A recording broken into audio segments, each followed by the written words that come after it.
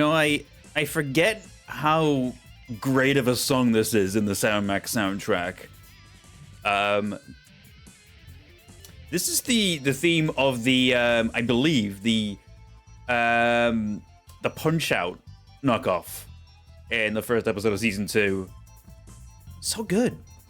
But that is irrelevant today, because today I'm doing a tabletop RPG, and I'm very excited to be doing it. It's episode 2 of the Sindark Mysteries, a Monster of the Week tabletop RPG, featuring Ebak the Cat, featuring Divvot, featuring LauraPetal, and featuring ShadowPhoenixRider as various characters who will be reintroduced to you. It has been a few months since we last played, but we're finally back for some more.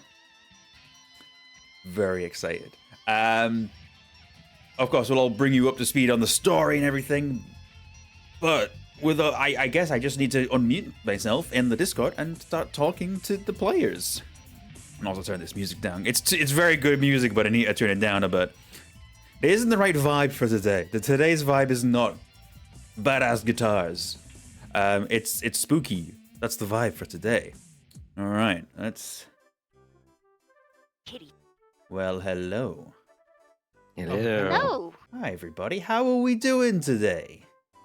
Oh, good. We're doing good. Yeah. Great. I'm glad to hear it. We are here today to continue the story of the Sindark Mysteries. Woo! It has been several months. It has been several months. About half a year, actually. That's crazy. More than that, slightly. Yeah. I'm gonna pretend that doesn't exist. Let's say that the first episode was the pilot, and it's finally been picked up. I don't know what my excuse would be then.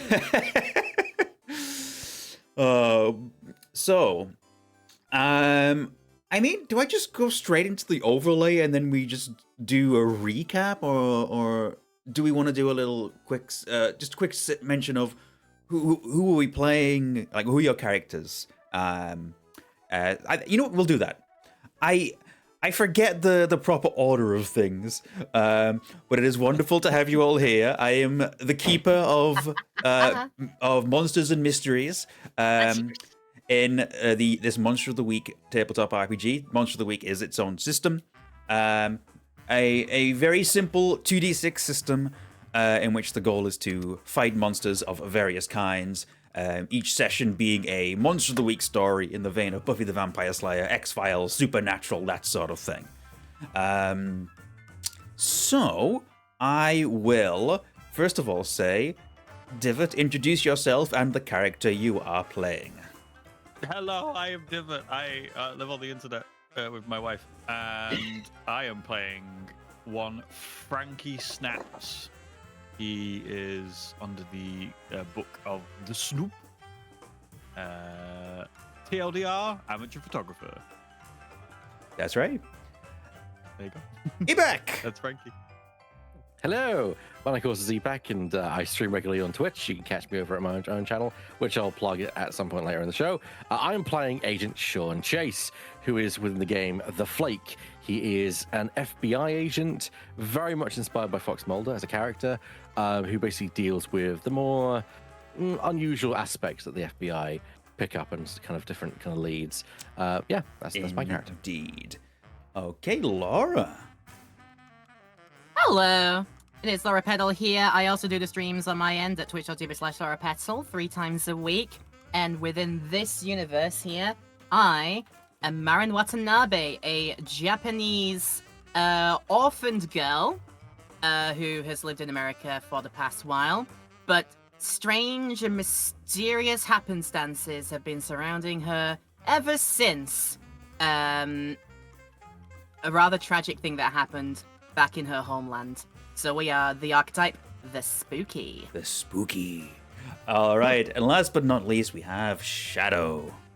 Hi, I am ShadowPhoenixRider, most commonly shortened to Shadow, as you can probably imagine. I am playing as John Argent, a 40-something-year-old railway worker with a great big hammer. I am what you would call the mundane. I'm just an ordinary guy, and weird shit is happening around me and with these people, and I'm just trying to survive?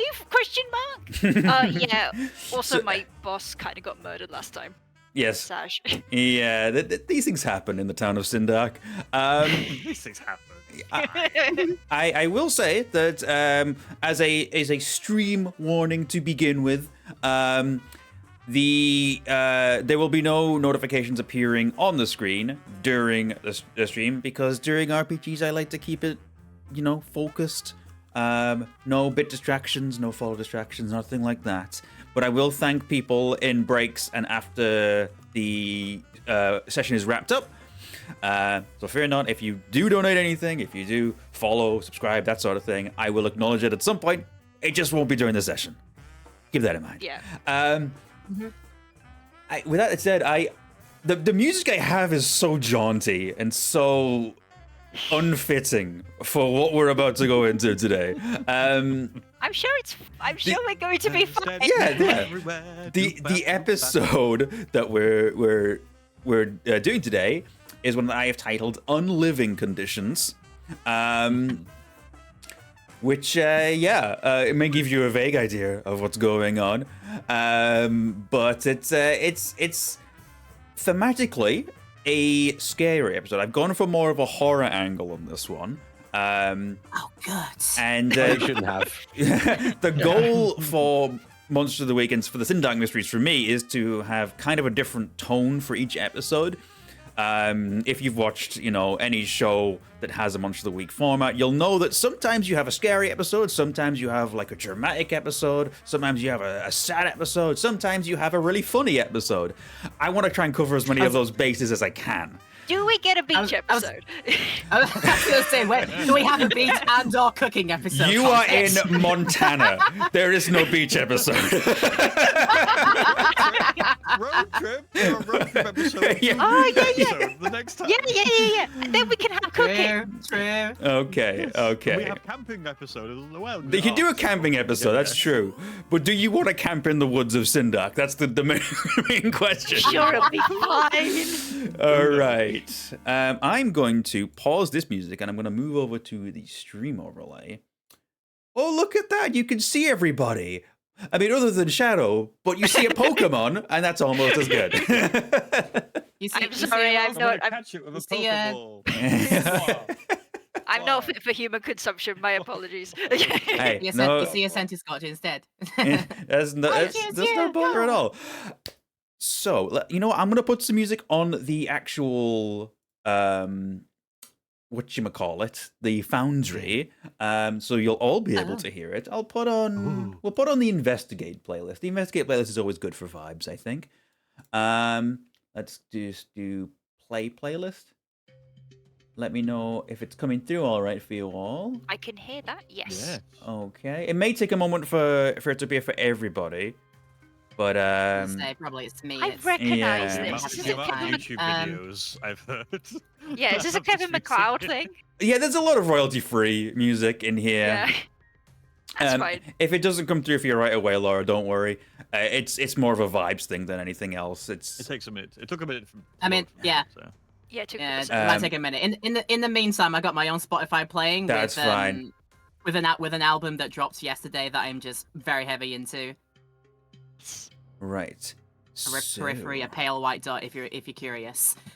I will. You know what? I'm going to call this particular segment that we're starting with previously on the Sindark Mysteries. On the Sindark Mysteries. Who would like to do a little a recap for me? Not it. Not it. So my boss died. It has been a while since we played. I won't blame you guys for not knowing. I did a full rewatch of the stream a couple of days ago.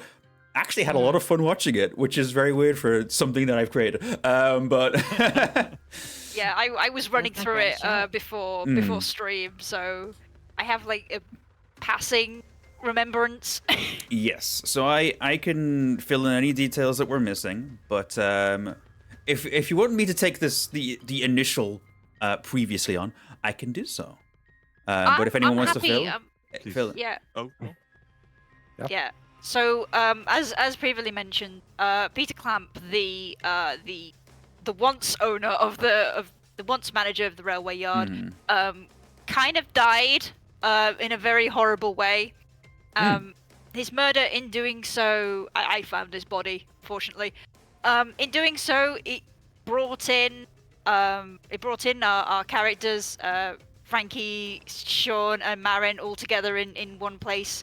And we discovered that the perpetrator of the murder was this great big gorilla that was also on fire and also maybe a fire demon? Question mark. I tried to fight it on my own. That went badly. We managed to get it back to the rail yard because it ran off at one point. Yes. Dump some water over the top of it and somehow banish it back into the nether realm. And yeah. Well, you killed it. Fair enough. Yes, there wasn't even a banishment. There was a well-aimed shot from Agent Sean Chase through the damaged carapace of this giant flaming lava ape, as we called it, or Jumbo, as Stephen gave him the name. I forgot about that until I rewatched it. I was like, "That's great." I forgot about that too. Jumbo. Oh no. So yeah, Remember Jumbo. So yes, Jumbo was tragically, although not from your perspective, shot and killed, crumbled to dust. And did anyone remember what happened after that? Marin went crazy. In a manner of speaking. Definitely odd compared to all of you. It's like, this is like, I think she realized partway that was a to do with all of the stuff that's happened since I was a little one, basically. Yes, Oh my god, it's happening again. the sigil that the flaming lava ape came out of began to reopen, and innately Marin knew that she was the one that could close this tear for the time being, and pushing all of her magical ability, all of the luck she had. She managed to close it. It was at the cost of a luck point, which is a system in this RPG. You can spend luck points to make things automatic successes because you initially failed it. And it was very thematic. It was. And so... Slightly coming back to me now, yeah. Just summoning just way more energy into it the second time around. Exactly. Literally just screaming out as if all that energy came from this, yeah. And yeah, that managed to do it. And afterwards, you all went off and for a bit of respite. Both Marin and Agent Chase, you found yourselves at the motel, the Lead Weight, and that is where we are picking up this session today. So, welcome to episode 2. We're going to start off with, as many in the business called, a cold open. I will start with both Marin and Sean, because this is where we're beginning. This is the place, the motel is the setting. What are both of you doing in... I wouldn't necessarily say it. Maybe it's the morning after, maybe it's 2 days after. Either way, it's not long since the events at the rail yard. What is going on with these characters and what are they up to? Either of you could start.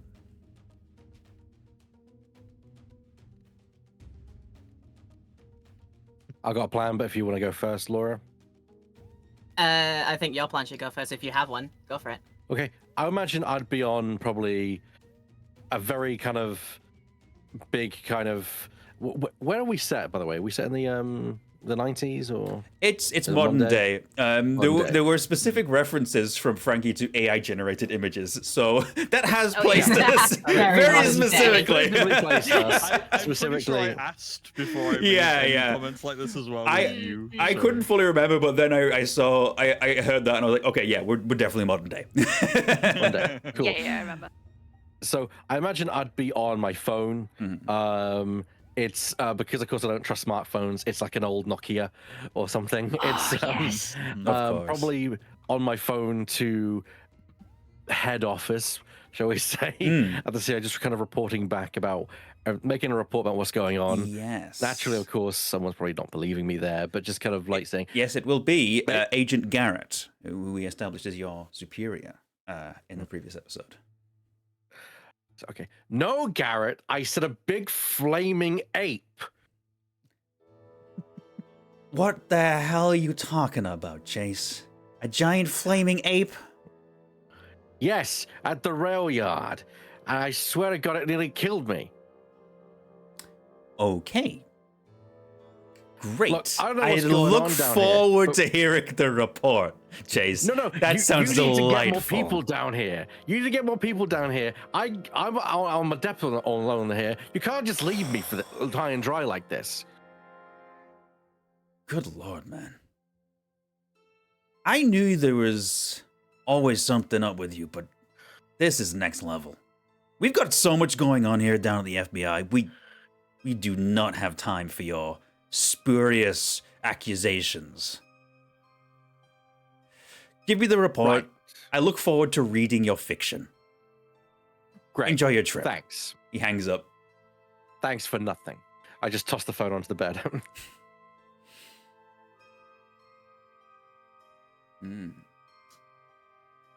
Anything else, or would you like... I imagine I'm just tossing the phone on the bed. I'm just kind of looking out the window, just kind of like pensively, like just thinking about, you know, I'm out here without any kind of backup, all on my own.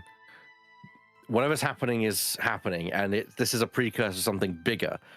And I'm just frustrated, really, at this point. Okay, and are you remembering in this moment that you have a very specific playbook that we need to roll right away?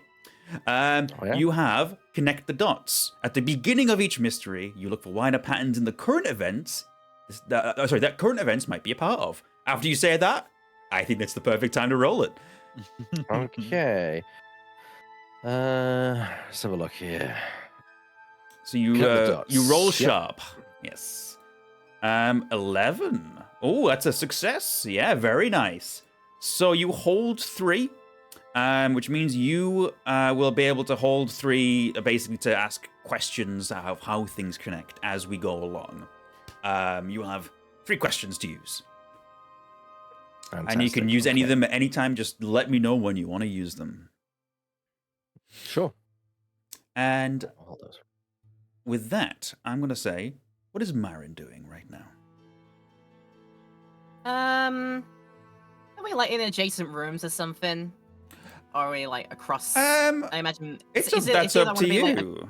Like I don't imagine. It could be that you're in adjacent rooms. It could be that you're in completely different rooms. But whatever you feel. let's imagine that Sean and Marin they're on the same floor, but literally like their rooms. If you stepped out of each other's rooms, you'd be across each other from the balcony. So it's like if I looked out of my window, I could see Sean's room. Sure. Happy with that. Yeah, so you already see me through the window pacing and like on the phone. Like, pacing, talking on the phone. Not very exactly animated. hearing. Yeah. With that time, during that time, like just looking at you because I've got my earbuds in and listening to my Japanese metal. As her coping mechanism because she's into that kind of thing. Yes.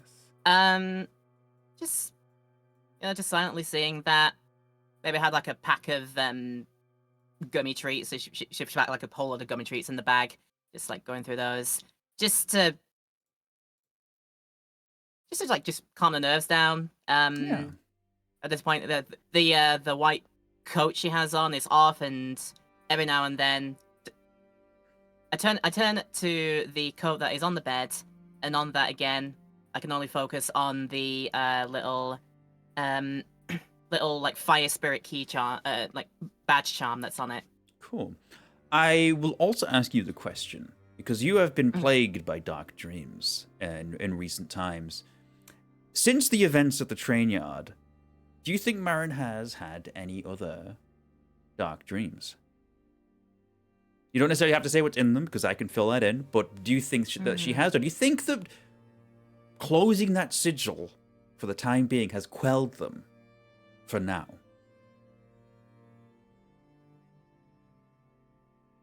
I feel like it's it's not completely there, but it's not as like ferocious or vivid as it has been. Okay. But the most of it, I think from last time is still about, probably. So, okay, so maybe like fleeting glimpses rather than it's a full-on band-aid rather nightmares. than closing the wounds. Yeah. Because I remember last time I did say that there was a moment where you almost like hallucinated the tree from your childhood that burned down your family home. Maybe that tree keeps recurring every now and then at the corner of your eye. You think you see it, but it's not there. Okay. And when you turn, it's not there. I'd say in your moment of quiet, the both of you, you do feel rested, but you also feel a chill in the air, like someone set the AC too high.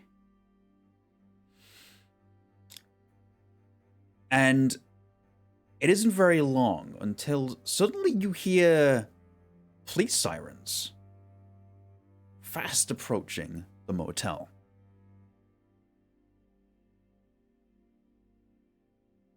I look out the window, like kind of like just down, so I could see outside into like the courtyard. Yeah. Mm-hmm. And I'm the same from my room because I noticed the sirens like against the lights against the wall. I did the same. Yeah, there's a couple of police cruisers that pull into the motel, and a handful of police officers that effectively tumble out the cars and straight into the main lobby with a fair amount of speed. There's something urgent here.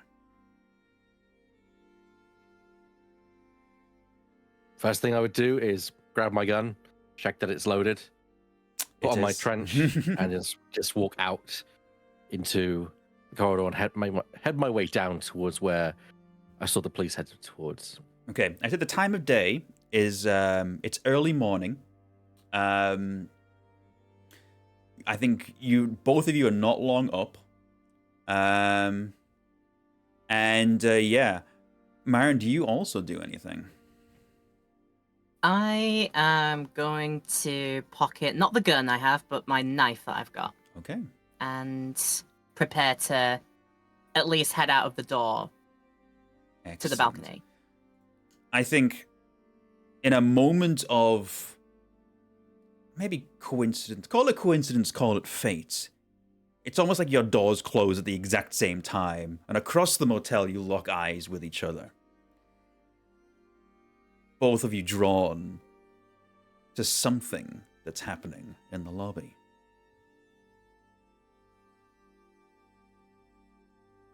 I was gonna like point. Yeah, little down, gesture, you know? like, well, here we go again. Yeah. Okay. So I guess you're making your way to the lobby. Yeah, there's a few police officers there, and already behind the desk and leading into a main office area, there is police tape up on the door to the office. There are officers taking notes. One of them is talking to an older woman near the desk. She looks distraught, I would say. She is sobbing and in shock, even. Presumably there are more officers inside the office. Yeah, I kind of approach the line. As I'm approaching, I kind of reach in and just kind of pull out my badge just to kind of show, so no one kind of stops me. Like, yeah, one of them just like looks up from his notepad and just waves you through. I was like, and I just kind of like she's with me as I kind of put motion back to Marin. Yeah, go right ahead. It's another weird just- one. He's continuing to make Let's notes. just be to the shoulder. I'm just behind his shoulder, basically. Following him through. So are you going through the police, like underneath the police tape and going in? Yeah, I'm going to go Okay. in looking for whoever's in charge, effectively. Yeah, there is a middle-aged black police officer. He's got a goatee, a bald head. He has a very stern expression. And he kind of looks to you with a sort of moment of like suspicion, and is like, "Can I help you?" And I kind of once again hold the badge. Sean Chase, FBI. What seems to be the problem here, officer? That's it's Lieutenant Mason Walters. This is well, I wasn't expecting FBI to turn up, but I suppose you were in the area. Yeah, I was conducting my own investigation. What seems to be the problem? It's a strange one. Don't suppose you ever met Dave, guy in charge of this place? Don't recall. Did I meet Dave when I checked in? I don't think you did meet Dave, but from your history in Sindark, you knew that this guy has been running this motel for decades. Decades and decades. It's currently called the Lead Weight. It used to be called Dave's Discount Motel.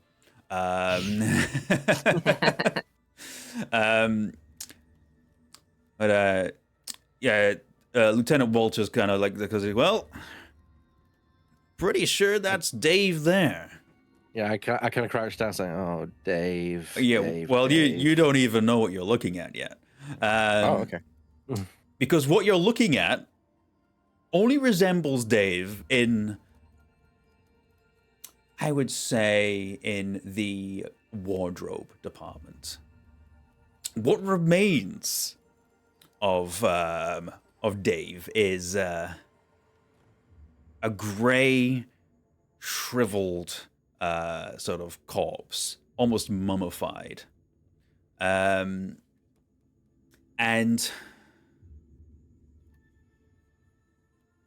more than that, Dave, you would know, he's always been a larger man.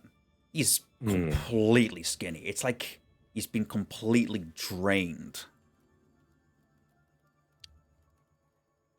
I tell you, man, I've not seen anything like this before. In order kind of in an effort to kind of dark kind of humor, I say, "You never did learn to retire." I say, "Do we have any witnesses who saw what happened?" No witnesses, but the receptionist did find the body. So, yeah, I got a guy talking to her out there right now. She's she's not doing great. Am I able to ascertain time of death, approximately? I would say that it's a bit more difficult, but I would say that you would know that it's been a few hours. You know, it's even though it looks like he's been dead for centuries. There's like something to the state of the clothes that suggests that this pretty much has just happened. Okay, I kind of stand up and say, "What do you think, Marin?" I said I've seen everything happen to that guy like that ever before. Marin, you feel the hairs on the back of your neck stand up, like someone's stood behind you. God, but that is just creepy. But there's nothing there. I'm going to change the playlist. I'm going to put the spooky one on. I think we need the spooky one there now. We're in danger now. I'm in danger. Okay. And I think I'm going to finish the segment by saying, unseen to both of you at the moment, in a nearby wall, the shape of a face bulges from it and recedes back in. And with that, I will say, welcome to the second episode of the Sindark Mysteries, Unliving Conditions. wonderful. I'm so glad. Thanks, I hate it. Oh dear. They're literally in the walls. Oh no. Christ. At the end of this episode, the only thing that will remain is a Nokia 3210. Oh, you never know. If things go badly. Jesus Christ. Okay. And I think we're going to. That horror playlist did not last long, but we're going back to investigate now. I'm going to pull away from Marin and Agent Chase. And I'm going to put the focus on Frankie Snaps. That's me. Yes, it is. And what has Frankie been up to in the meantime? So, since the end of that, what I think was basically, as far as he's concerned, a near-death experience, he will have returned home, and by home, it's more of like a garage It's that he has. I think we established it's a crappy apartment. Crappy You apartment, don't take yeah. care of anything except your high-end equipment. Correct. Yeah. So it's awful. It's terrible. It's probably not much better than the motel you two were staying at. But there's like a corner of the room where he has all his equipment set up, and it's all like pristine. But this one corner is pristine. He's been, and it would not be going. You would not be seeing Frankie Snaps right now. You'd be seeing Snaptastic right now, as he has been trolling through the web. Reporting on this, uploading the blurry images that he has gotten during this, Yes. sharing it. But I would like to use one of my playbook moves as possible during this time. Oh, absolutely. What are you doing?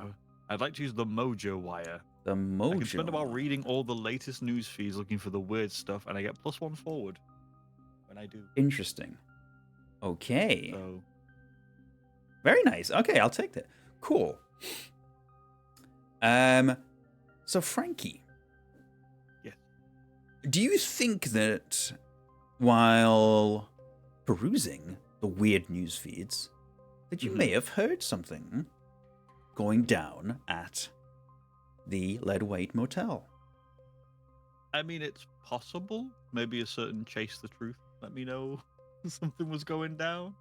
But I would imagine it was who probably knows? the police stockade going past your place. Probably It's does. true. It's true. It's also very good. Like a bunch of like police cars going past me or nearby would have perked me up to looking into more relevant sources for like police news and information. Since that can often lead to the weird stuff. Of course, of course. Would Chase have maybe sent a message out to either Frankie or John in this time? Do you think? Or do you think he would have played it close to the belt? I think at this point, if we're going immediately after that scene, yes. But I think going to it, no. He was going to look and see what's going on because the police turning up could have been nothing. Yes. But this is definitely now that you assess. If we're doing after that scene, then he would have definitely after the scene. sent out. Yes. Yeah. Okay. He would have said, "Hey, something's going down." So Frankie, you do get a message from Agent Chase. You did see a strange post from one of the people staying at the motel saying, "There's loads of police here. This is really odd." Well, I'm gonna grab my equipment, which includes my SLR camera drone, infrared camera, and electromagnetic field detector, and laser rangefinder, and stun gun, all of which on me in various pouches and packages / messenger bags that I have in order to take all this stuff. And I don't have a car, so I'm just gonna start walking to the motel. Cool. And as you're heading to the motel, I suppose that makes perfect sense to shift over to John. John, what are you up to? And where are you found when you see the message from Agent Chase? It's actually one of my days off. I've been trying to put the image of 1, Peter Clamp's horrific body, and 2, the giant fire ape that almost killed me out of my mind by working. But I'm on my day off for once, and I've been visiting my niece Daisy, because a near-death experience can make you want to go back to your loved ones a little Oh bit. yes. And I've been playing with her, and she's busy like in one of her coloring books right now. Her parents are talking in the other room, Mm-hmm. and when my smartphone vibrates in my pocket. It's a really old smartphone. It's only got like 16 gig of like storage space in it. It's a tiny little thing, and I take it out of my pocket, and I see Sean's message, and I can feel my stomach drop, kind of thing. Okay. Yeah, 256 meg. But that's more like it. Okay then. I suppose then it wouldn't be too long before everybody is gathered outside the Leadweight Motel. And I think crossing the threshold into the area, both Frankie and John, you do feel like it's almost like when you step in to like past where you would consider the property, it's like a shiver goes down your spine. It feels cold.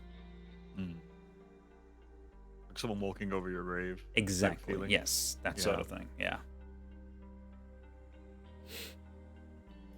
But I imagine the four of you are meeting up just outside, unless you are doing something else. Well, I assume we can't get in because there's police. We'll kind of need Sean to get us in, as it were. Yeah, I've literally just stepped out of my But van, really. I'll look around for John outside. You find each other quite quickly, I imagine. Cool. Yeah, I'm not in my Do I I'm not in like my boiler suit or anything. I'm basically like a lumberjack, really, like plaid shirt and Hell stuff yeah. like that. And dungarees. Hell yeah. I'm 40 years old, okay? I love it. I love it. Frankie's wearing the exact same clothes you saw him in last time. He has not changed. And very quickly, because you actually watched the VOD and I haven't had time, did I give Frankie a voice, or is it just my voice? You gave him a voice. There was a voice. It was kind of like There was a twang to it. there was a bit of a twang to it. Was it Frankie Snaps from Georgia? That's Yeah, that one. something like that. Yeah, it's along those lines. Yeah. How you doing, John?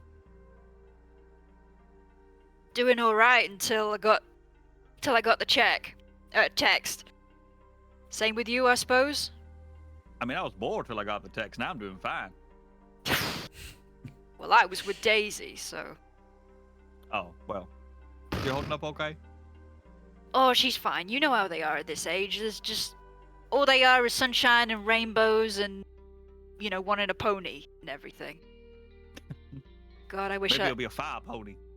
Oh, don't. Lord won't. She's happy. She doesn't know anything. And hopefully, we'll keep it that way. Fingers crossed. Well, I mean, wouldn't hurt to know bits and bobs. Keep yourself safe. Everyone should know a bit. Yeah, but not like what happened. No, not the whole details of ins and outs and all that happened, but like, you got it. The more people know about the basics, know to help themselves, keep themselves safe. We gotta get it out there. This is just weird shit. It's not. Our parents will get on me for filling her head with nonsense. I can't just. But that's why you give the parents undeniable proof. I mean, if we could have captured this flaming monkey and shown the world, that would have been perfect. But that ain't ever gonna happen. Yeah, like that's not gonna cause more chaos. Nah. I try to stay out of these things, but. I feel like at this moment, the four of you may be gathering together. Yeah, I managed to walk out, Mm-hmm. kind of just kind of say, Frankie, John, I'm glad you got my message. Yeah, no problem. How's it you guys get good sleep, or was it interrupted? I mean, slept well. I tell you, he's not sleeping well, and that is Davy. Dave? God, what happened? He's laying in there, looking like something just set him all up for a Egyptian burial ritual. Literally, crossed Sorry, I crossed myself. He's a mummy. looks enough like one. All wrinkly, and not a normal wrinkle, if you know what I mean. I think at this moment as well, Dave has been body bagged and is being carried past you. Snap, snap, I- snap, snap, snap, snap. I scored the conversation. I want that coroner's report ASAP. You got it, sir.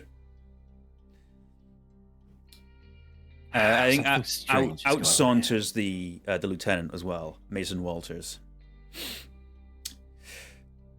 So, Agent, any theories? Well, seems to be something got to him, but what it is, nothing can be ascertained just yet. But I'll be hanging around here and investigating. And yourself, Lieutenant, what about you? The police got any theories themselves? I haven't got anything specific. One of the guys seems to think it's some kind of cruel prank that Dave's done a runner and left a fake corpse in the... Yeah, sounds Yeah. very real. Something a little bit too real about it for me. But I don't know what the hell could do something like that. Oh, hopefully you won't need to find out, Lieutenant. Lieutenant, if I need any assistance from the local police, would it be yourself that I contact? Me or... yeah. I mean, I'm more than willing to help, you know. Sick of all the weird stuff going on in this town. Will any of your officers be staying around just to keep an eye on the place? Yeah, there'll be one of the lower level guys that'll be hanging around just to keep an eye on the office, but other than that, I'll be back at the station. Good. You have a good day now. You too, sir. And he heads off and gets into his vehicle and drives away.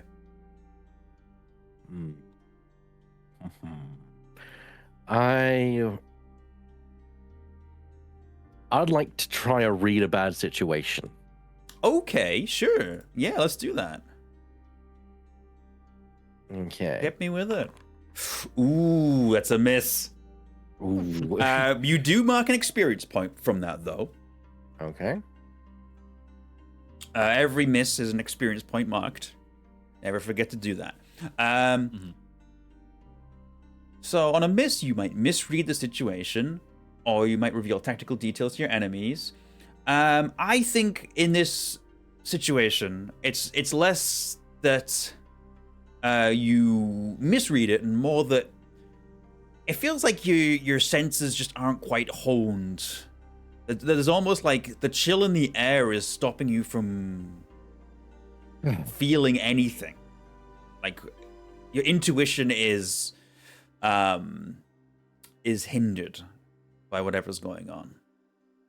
Yeah, I just kind of shiver and just look at the mouse and I'm saying, something's not right. You're telling me?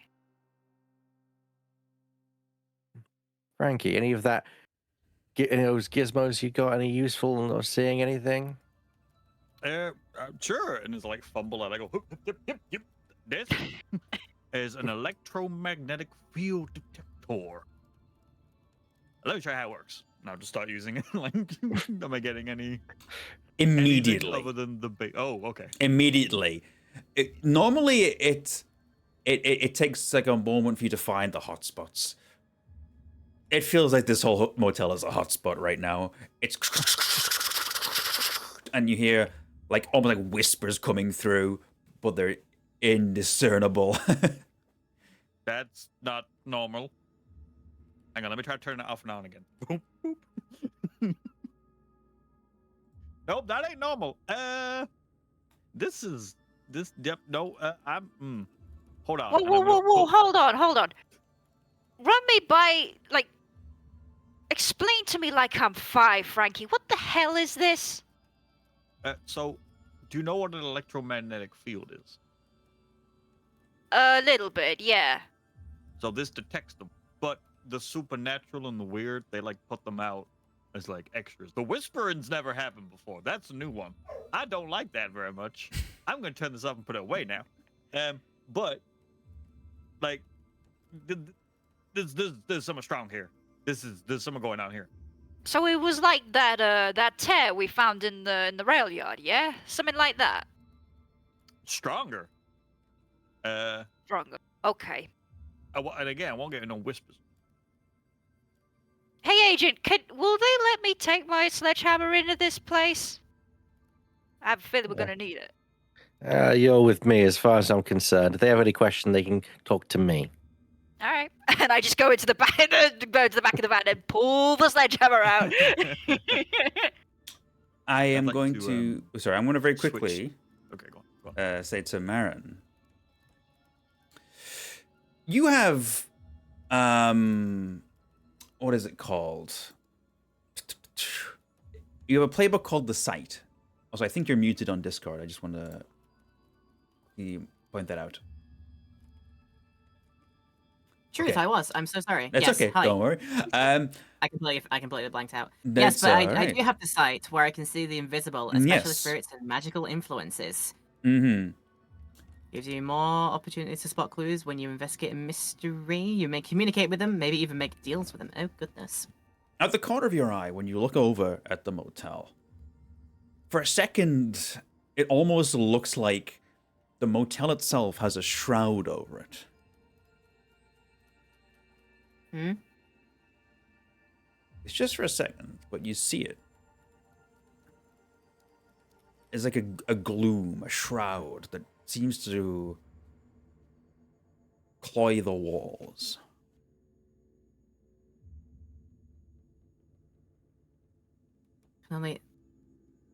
Guess I can only think that whatever's here is completely surrounding this place.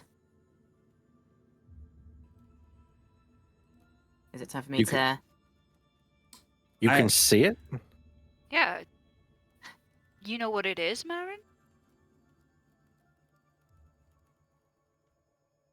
It's... Is it now that I, like, throw for a sight? I'm just going to say that this is just a passive thing that you're Okay. seeing. Okay. If you want to try and look more closely, I will allow you to investigate a mystery, and maybe you'll see more. But perhaps more could see into you. I don't like when you say that. You don't like that.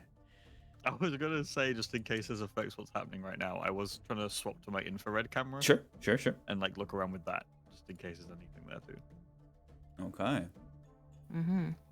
All right. So you're all looking through the infrared camera. Marin, are you going to try and look more deeply, or are you going to leave it for now?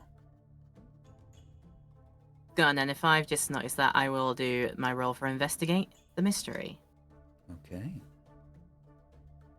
Just put the button next to that. A partial success. Partial. Okay, so you hold one. And what will you try and focus your sight on?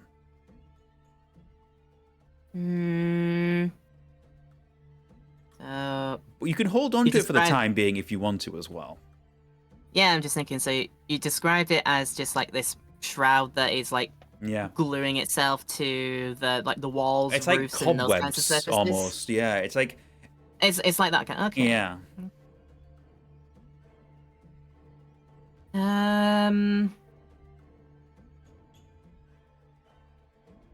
Let's get it.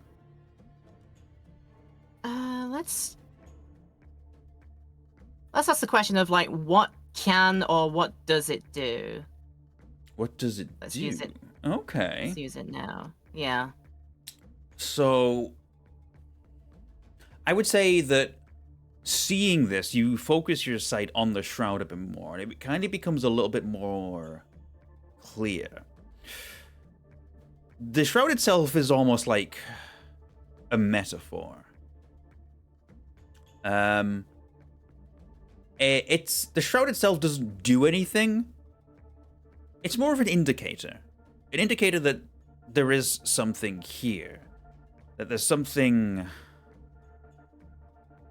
spiritual. Mm-hmm. Frankie, do you want to put this little doohickey that you've got to point in the general area where we see this goopy stuff get focused in on? It's like, can you focus when your thing's in that area just over there? Sure. Looking through the infrared camera, you focus on the area that Marin has pointed out. And in the... Is it like... So, could you just give me a brief explanation of what you see on this camera? Like, how does it work? What does it look like? So it's an infrared camera. It's like the heat detection one. Mm-hmm. So, Yes. If it's cold, it's like purple and blue, Mm. and if it's like hot areas, they light up in a more like orangey, going up to like yellow. And if I pointed it at the sun, it would be white, for example. Okay. Um, Okay. Cool. Mm. That is my understanding as well. Great. So as you point your camera in this direction, you do see. So when you point this at a person, you see kind of like an orangey reddish kind of silhouette. Yeah. You do see a silhouette. In fact, you see many silhouettes. You see silhouettes of a lot of the motel like residents. Some just like chilling out. Some like hanging over a balcony smoking a cigarette. That sort of thing. Various people. What seems to be another person, except the color isn't orange or red. It is a deep purple. So there's a cold silhouette over there. There's a cold silhouette. But when you put the camera down, you don't see anybody. Okay. I will take a photograph of this because it is a. Mm-hmm. It's like and then I'll just show it to the group and be like, there's this, and I show it to Marin.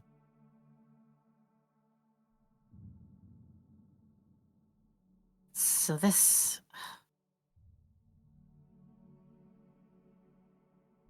There ain't nobody there. No. Oh, there's okay, some- Look. No, I looked at it and I've looked up and I'm like, there ain't nobody there, see. Frankie. It's not their physical presence, it's... their soul is still... here somehow.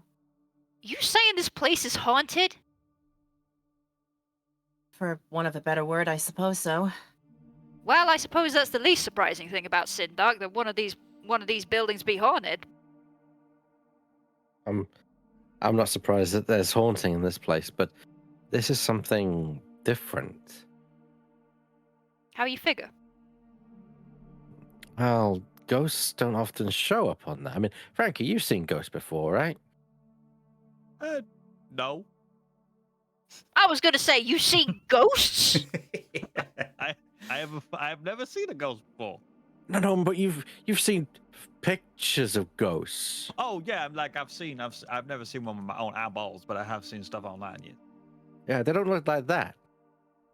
No, they're like they don't really show up on the infrared. It's more of electromagnetic stuff. And I think RV is the I can't think of the word, the acronym for it, like Electro. No, I know what you mean. like electrospectrum. Yeah, They're not. They make the room go cold, but like they don't show up on infrared stuff. Oh, it's like I'm thinking of like ECG, EEG. But Psychokinetic. It's easy. That's what. Thank you. Yes, thank you. yeah, I those ones. forgot what it was. I don't have Yeah. any of that stuff on me. In a very quick moment, you all suddenly feel the pitter-patter of raindrops. Very sudden rain shower seems to have closed overhead. Oh God! And I dash for cover with all my expensive electronics. Ah, hell. Might as well get I undercover. I Come sup- on, guys. The closest place would be, I would say, the reception. So, Sure, I'll just dash inside, not really thinking, because I'm more focused Okay. on not getting Yeah, my stuff wet. I follow and say, hey, Yeah. Marin, check the weather report. Was there weather reports about a rainstorm in Sindark? I heard... I don't think I heard anything about that. yes, you know that it wasn't due to rain today. 0% chance. This ain't natural. And actually, when you look a little bit beyond the threshold, the rain seems to be pretty much localized on the motel. Huh.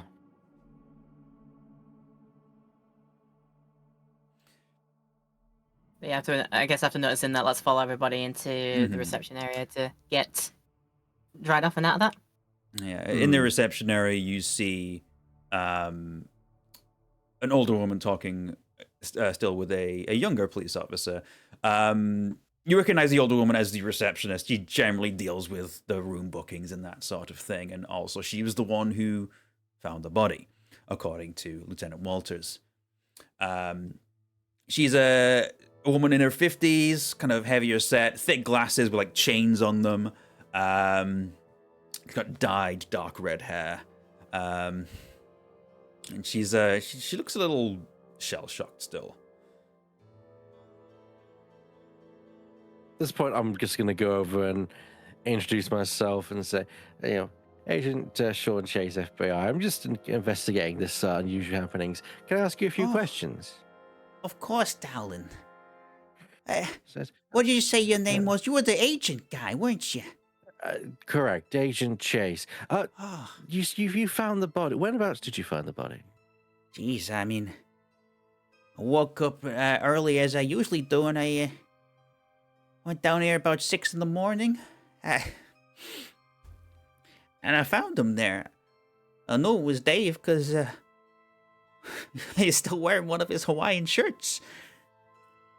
When was the last time you saw Dave? It was the night before. We said our goodbyes as we usually do, and yeah. When does he usually start work?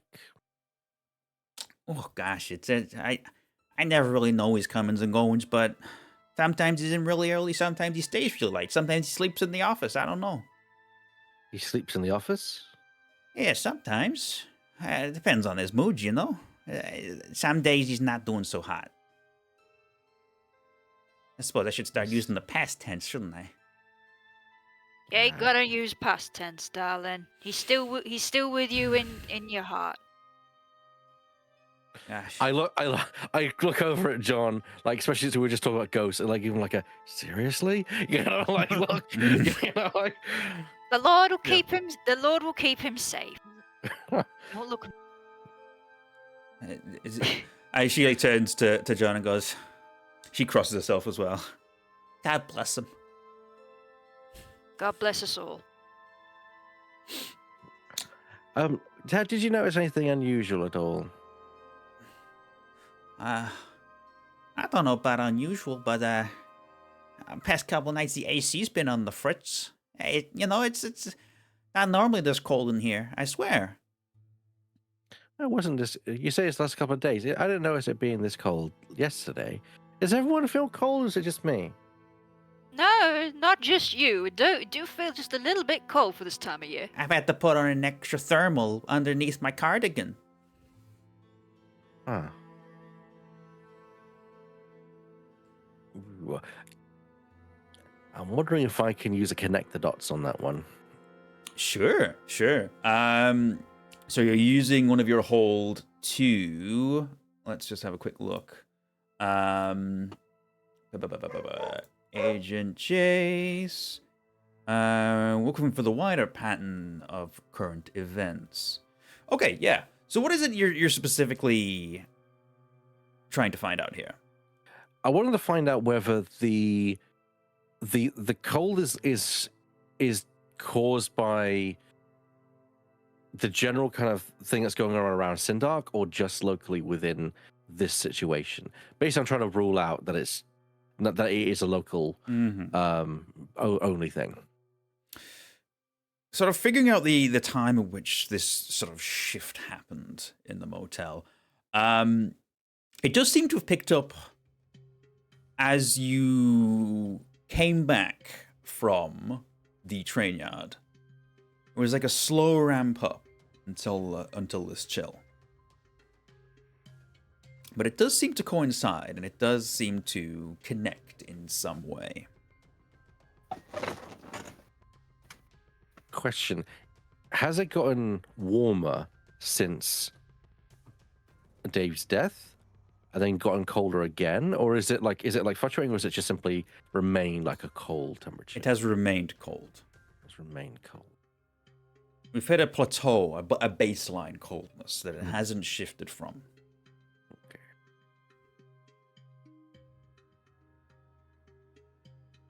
There's not really much else I can ask her because I've asked her like if she's seen anything suspicious things. I think that's kind of it. I thank her for her time. Marin, you feel a tap on your shoulder. Swick around, it's like, There's no one there. You alright, kiddo? I thought one of you tapped my shoulder just now, but... Huh. Frankie, you ain't playing around, no? I ain't doing anything. I don't like whispers. Weird. I also have a question for all four of you. I would say, who amongst you, at this present moment in time, feels the strongest sort of sadness, melancholy, depression, or anything like that? Not me. I'm alright. I'm still kind of grieving Peter, so I'd be quite high on Okay. the scale. I don't know if Marin would supersede me on that, or... I think it's either John or Marin. Yeah. I'd say maybe. Because I've had this for almost all my life. In John's case, this Okay. is a very recent thing that's happened to them particularly. I and- think with it being recent, I'm going to say John. Mhm. The sadness you feel for the death of Peter Clamp, your friend, it's almost like the dial gets turned up in an instant.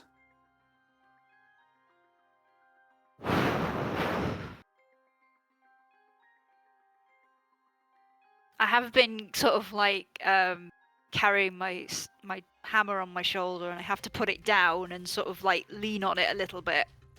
I'm trying not to show any emotion, but everybody can clearly see I'm starting to Yeah. struggle with something. The receptionist goes, "That's it, honey. Let it out.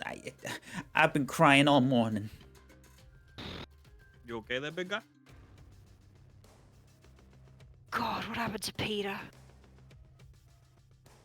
Fuck, if I just stayed a little extra that night, maybe I could have been there to save him. Oh, don't blame yourself. You can't account for Jumbo. So unfair. He just... Would this be Sorry. a little bit of a moment to try a tune in from my playbook? Oh, yes. Absolutely do that. Because Yes, what I think might be going on here is like the idea that I think I want to try and roll them for is for this one. Yeah, so let's try a tune in to see if what I'm thinking you're doing with this monster is correct. Oh, very nice. Hold 3. Ooh. Yeah. Okay, then. Let's use one right now since I felt the tap on my shoulder, and now John's getting in the situation. Yes. Feel like, can I feel a presence? Is if there's a presence, where is it right now? Okay, yeah. The presence is in the room with you. That is just something you instantly go, "Oh, it's here." You're lying.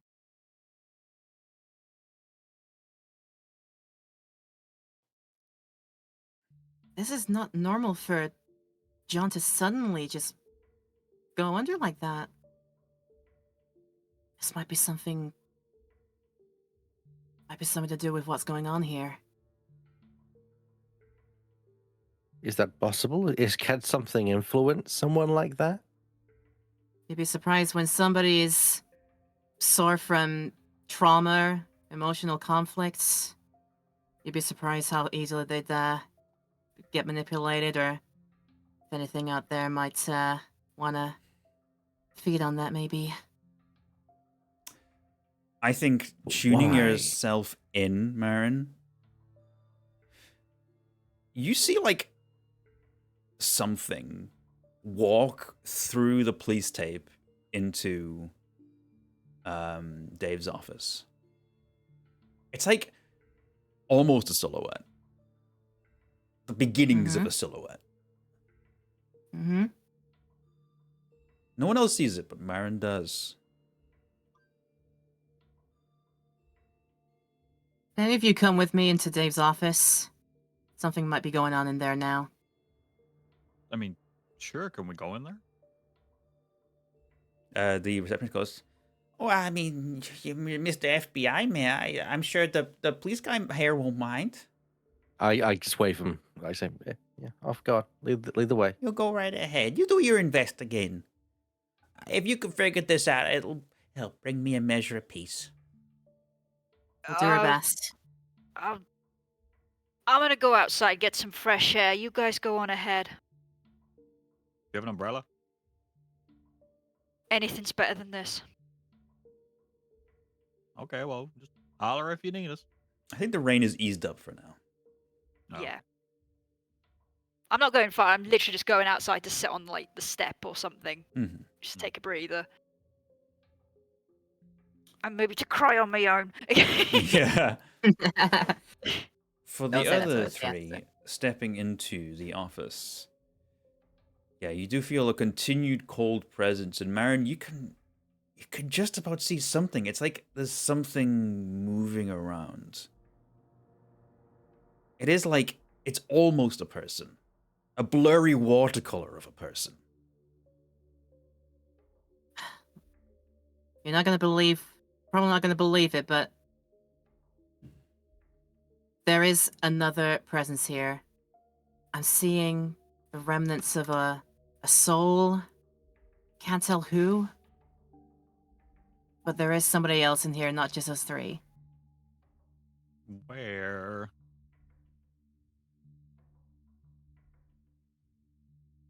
Is it just meandering around the room, you say? It's floated towards a blank like wall at the other end of the office, and it just seems to be kind of floating and staring at it very closely. Almost like a sort of Blair Witch in the corner kind of thing. It's unsettling. I don't like it. With every second that passes, it almost seems to get more visible as well. You're kind of attuning yourself to its shape. Okay, the longer I look at it. And I think, as well, the longer that time goes on, it's not just Marin that sees it. While Marin can see it more clearly as time goes on, Frankie and Sean, you begin to see the outline. Well, I'm taking a picture of that area with my regular camera and seeing if there's anything there.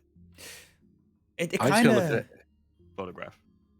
I would say, it kind of looks like when you see a reflection in a photograph, you know? Like through a window. Right. It's sort of that sort of vibe on the picture. Okay. Great. I love it. And it's, I yeah. kind of raise out and say, "Can you hear us?" There's no response. But you do kind of hear like, it's like a breathing almost. A breathing noise, like a... Wait, can I pull out the fucking electromagnetic field detector and turn it on again? Sure, And yeah. say, when I turn it on, then go, Sean, ask again.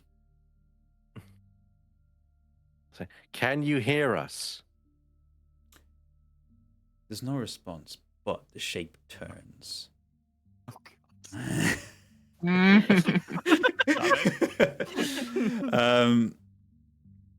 There's something more human about it as time goes on, as each second passes.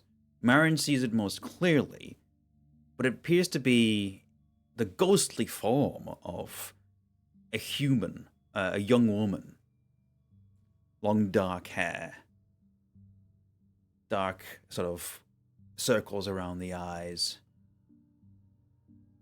She stares at you all for a moment, hearing you.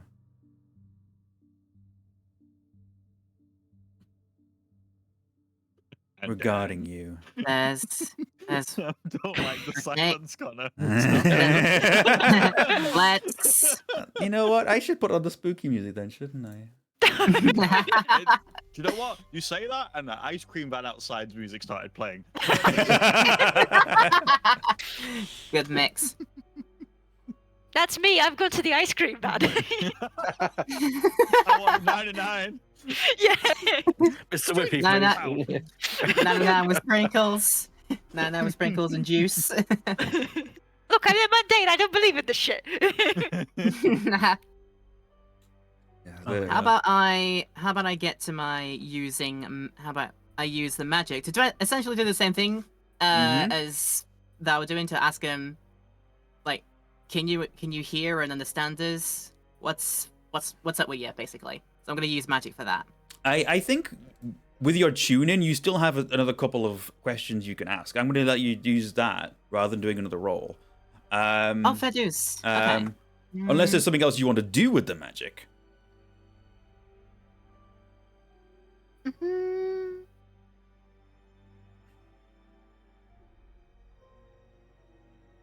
Okay, let's use hold number 2 to ask, what is this ghostly woman silhouette planning to do right now?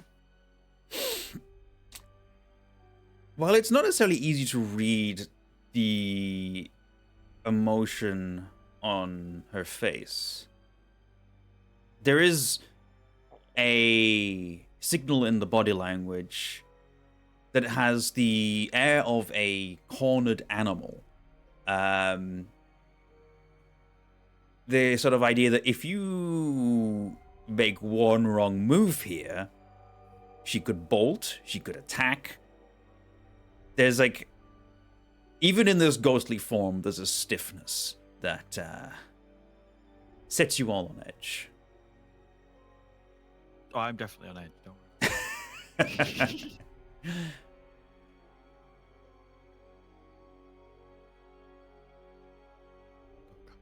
I don't know what to do.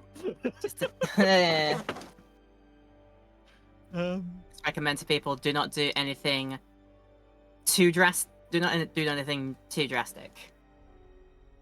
I shall not take any more photographs. I have a question. What's John up to in the meantime? I've been outside the motel on the step.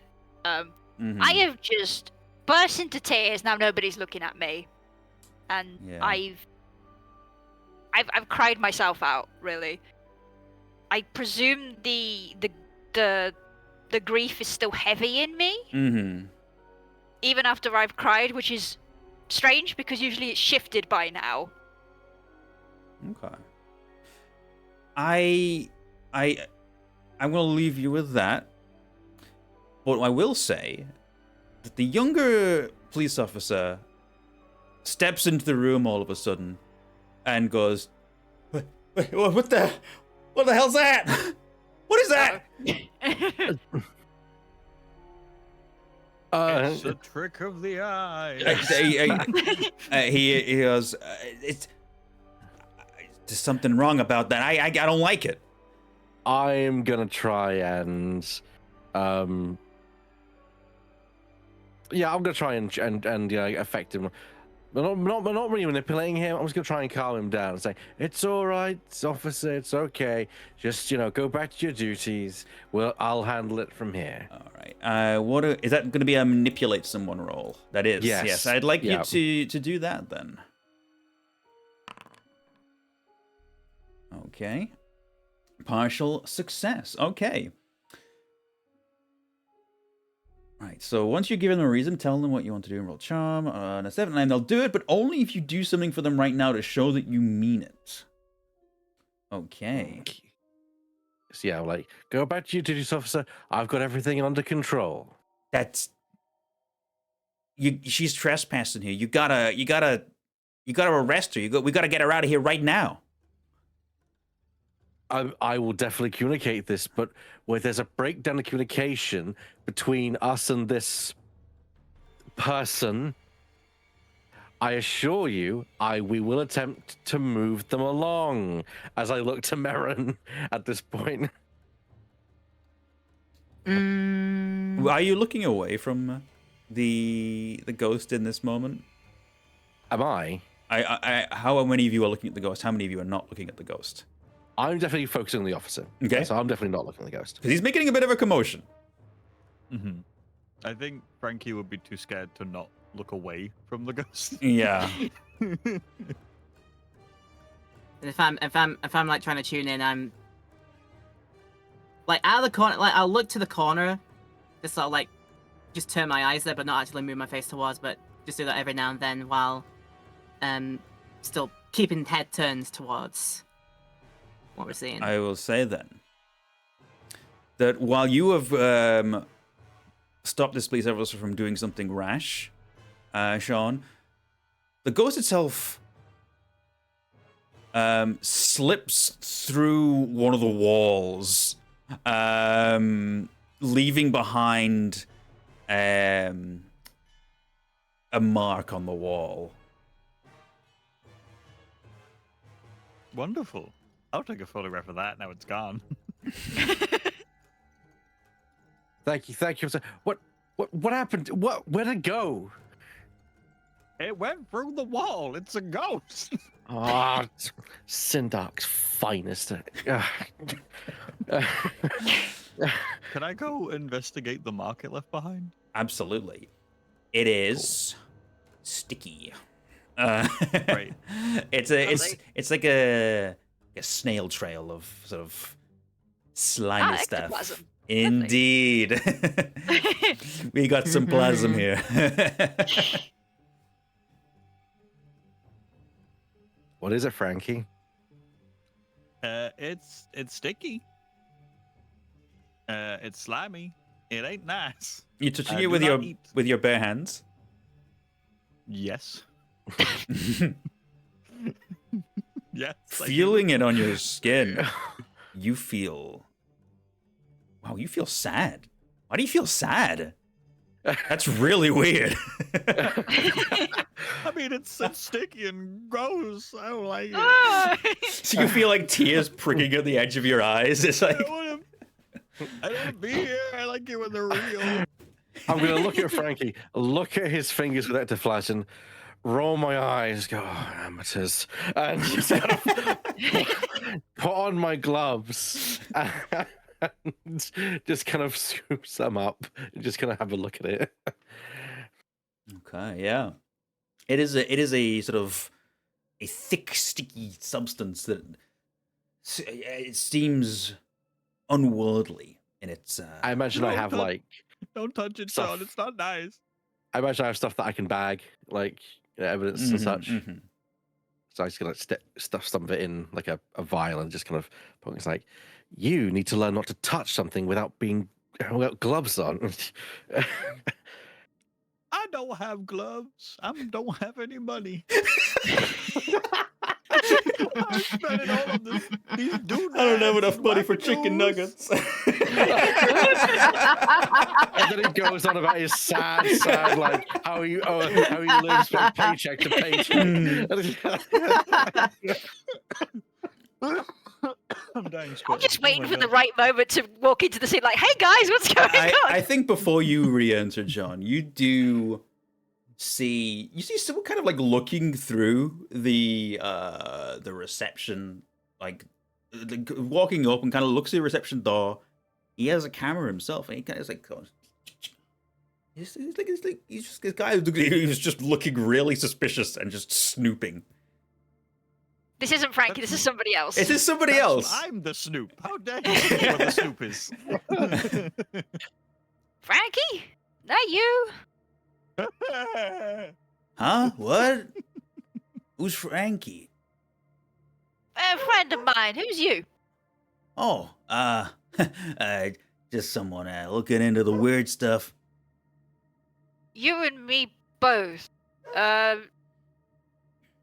You didn't give me a name, Pat. You didn't give me a name, friend. My name's John Argent. Oh, Yours? Louis Lorraine. I run one of the occult stores downtown. I like looking into this weird stuff when it comes up, dude. Yes. Just something happened today. Do you hear anything about it? Heard about the police cars coming down. Saw it on the forums, you know. Had to go have a look myself. Something bad happened, Louis. Oh, Dave, yeah? he ain't.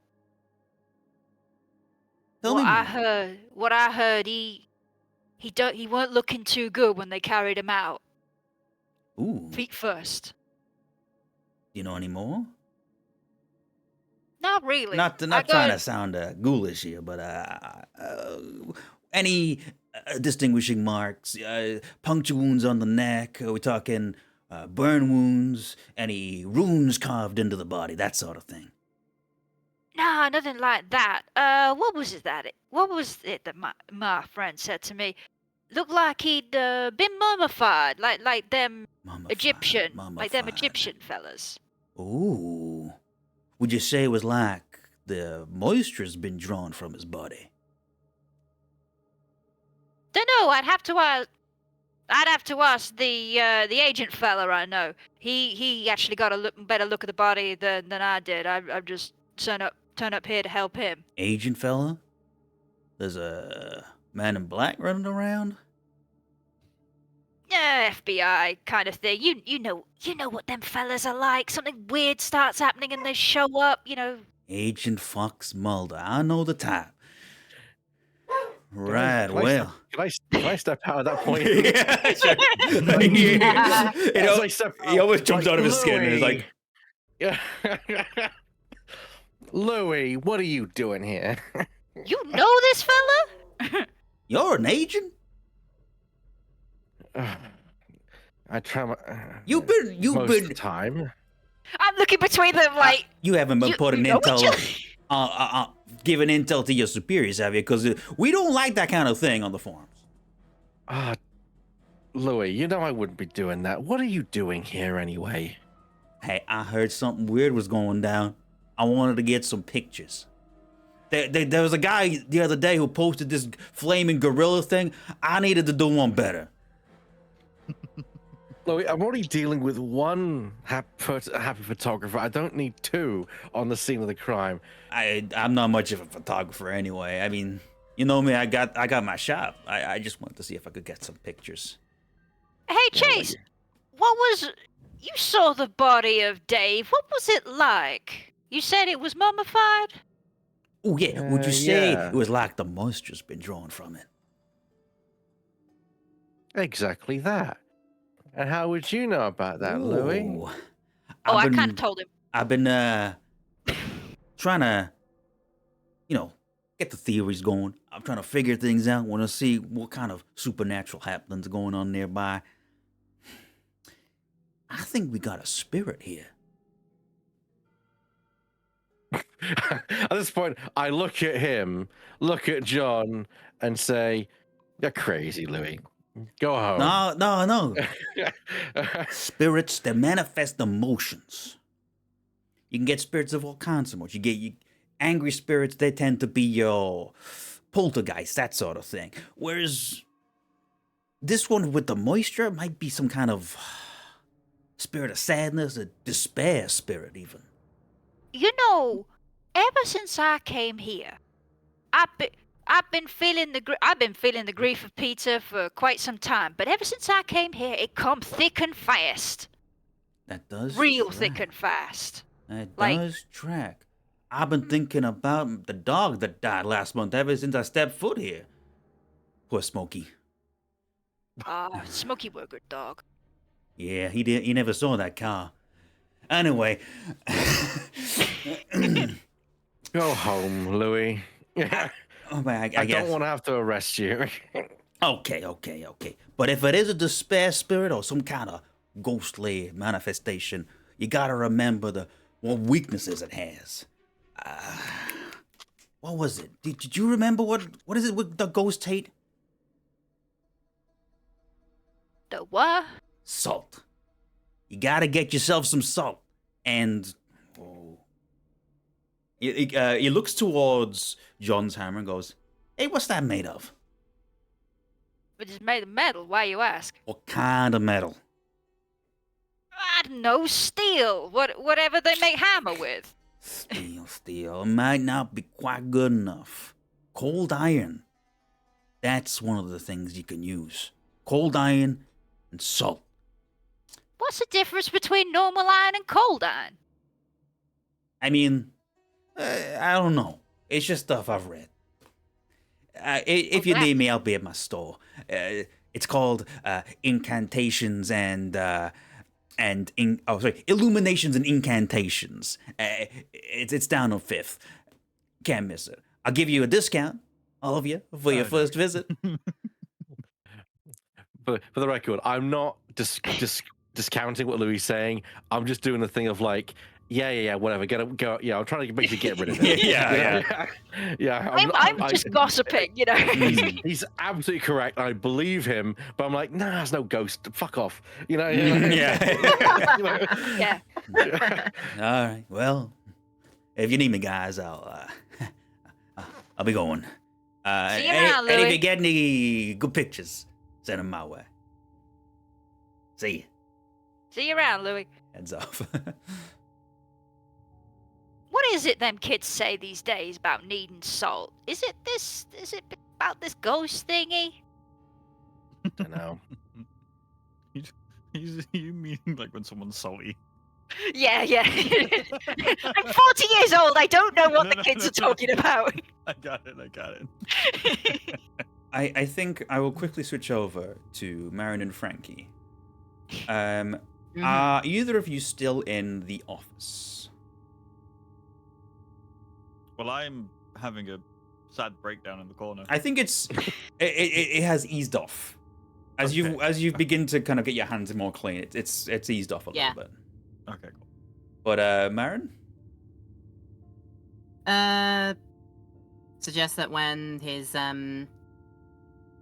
stops sobbing over everything and everything's been cleaned off his hands, something's going on outside. We're gonna have to come back to this. We're gonna have to come back to this later. I think as you turn to leave the room, you kind of like something makes you look back. The empty room. Yeah. The wall the ghost was staring at. What is it about Yep. that wall? You don't know. There's just something about it. And I think that is where I'm going to take a break today. Oh, All right. okay. I just had a realization and I don't like it. Oh, no more. I don't want to do scary. I'm sure it'll be fine. I don't like horror. Oh, dear. It's all right. I have a great big sledgehammer. I'll I've protect been you. playing with this little fidget cube the entire time to keep my nerves down. It's just Aw. in my hand. I apologize, but also I'm proud that my storytelling is keeping you on edge. No, like I'm not tapping out because if I got too bad, I'd be like, I can't do this. Yeah. But, like I'm like in it for fun as well. Mm. Obviously, just a story, and I can just like it's not real, Yeah. but Yeah. being immersed So? in and trying to get immersed in, I'm like, hey, Oh. don't like it. Ghosts? Yeah, I do love the tension about it. Mhm. Yeah. Oh dear. Yeah, I knew I wanted to do something like this. So like as a villain, I'm excited to see how it is handled further. But in the meantime, everybody, we're going to take a little let's say 10-minute break, something like that. Sure. 5-10 minutes. Just get yourselves hydrated, go to the toilet, do whatever you need to do. I might grab a quick bite of lunch. But See if we've got spam in because the wife wants to. Spam. Right, and I will spam. pause the music. I will put on my regular playlist and move to the regular camera, and we will continue very shortly. I'll see you in a moment, folks. Don't go anywhere. Go anyway. Big Soon, Bad all. Mysteries will return after these messages. Exactly. Yes. All right. Yeah. I take.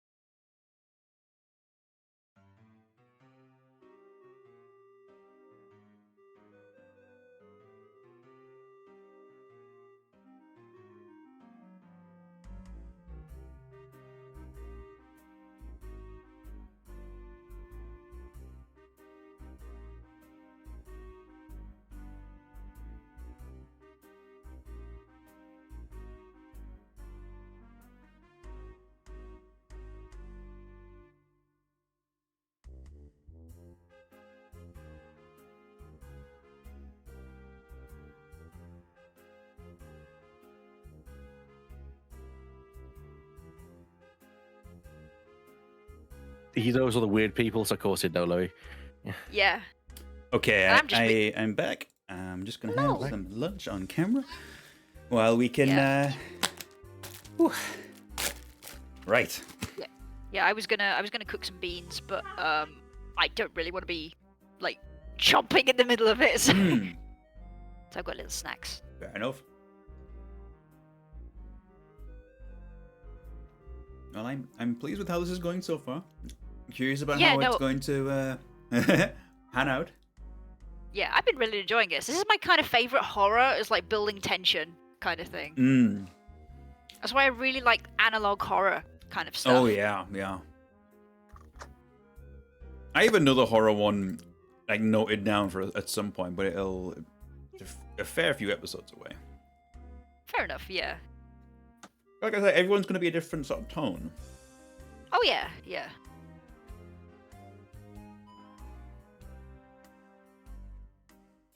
I'm looking at my episode list and I'm like, yeah, episode 3 is going to be interesting. There's like one thing I had in mind for that one, and it's such a, in my head, it's such a funny idea. I'm like, I can't wait to do it. Yeah. This time we have horror ghosts. Exciting. Spooky. Mm-hmm.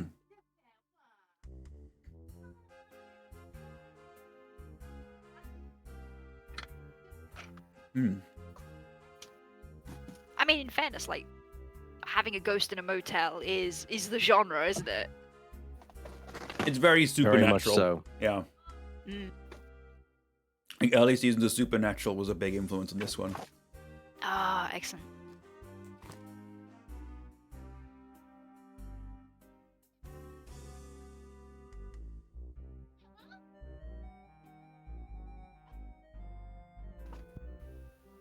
Also, Bear, I have that same problem because I have a very bean-heavy diet. It does make you gassy. It's very true. Yes. Yeah. Yeah, that's the same with me. The day after I eat pizza. Yeah. I just have an egg sandwich here.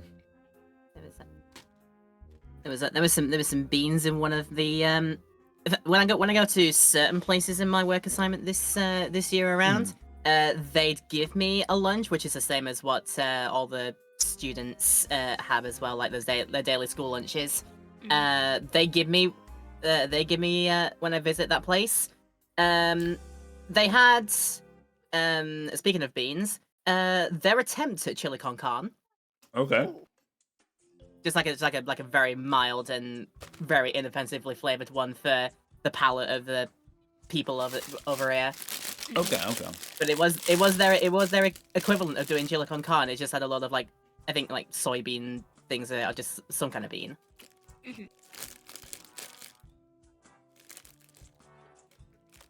I made a chili the other day. Oh, nice. My dad does a really good 3-bean chili. He's very humble about it. He's just like, well, I just put the beans in the cans together and then I fry it. It's like, yeah, but like, it's really nice. I enjoy like cooking like stuff like that. I've been doing a lot more in the last year or so, and it's been fun. Yeah, I need to cook more like that for myself. I'm just my my hot plates behave a little bit weirdly, and Okay. it kicks my anxiety into like top gear, and it's very. I get it. Yeah. Because I can't just worry. I can't just be like, that's a little bit concerning. It has to be like at 11. It's like, oh god, my house is burning down, kind of. Oh no, it's not. But once my brain has started, it's very difficult to get it to stop.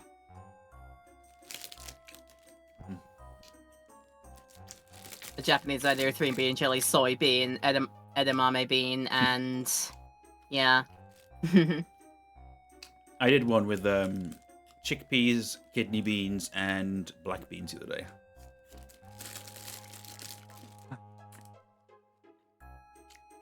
I'm back. Hello. Hello. Oh, Yo. I'm just finishing off my my apple snack bag. Apple? Mm-hmm.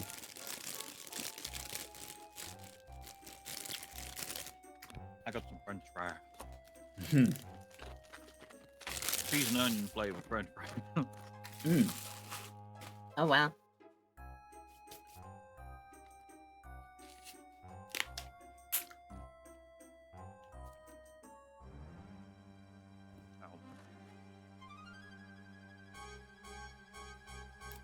All right.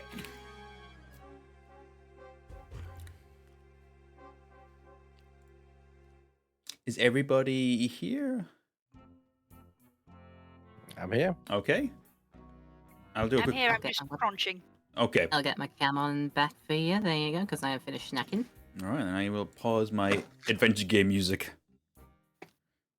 and move back over to the overlay. No adventure. Time for The spoops. Time for You spoops. can watch me eat my emotional support French fries. Emotional support French fries. If there's any food that can do it, yeah. Right. So, I'm going to put on the Investigate playlist.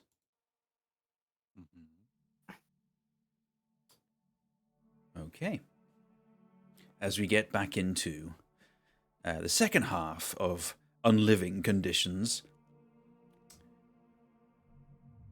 So, I think Marin and Frank, you've just left the office. Marin, you feel drawn to this wall for some reason. Yeah, just keep it in the back of my mind. Yeah. And Sean and John, you've just had an encounter with Louis Lorraine, the local occult store owner, who wanted to get a peek in at what was going on. But he does seem to know a little bit about the supernatural. Or at least the stereotypes of the supernatural. So what would we like to do next? Do you reckon anything he said had any weight, Sean? This thing about a despair spirit?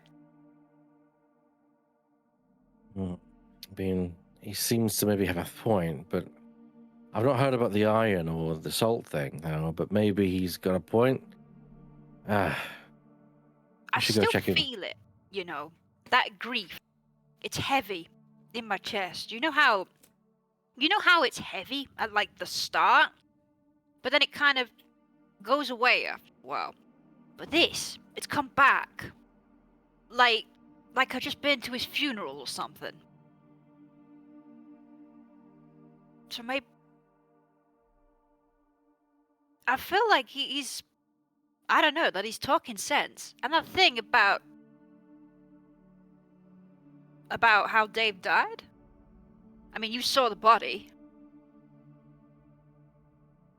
Yeah, it's consistent if he thinks that's what it caused it. We should kind of let the others know. Let us know what as we both walk out.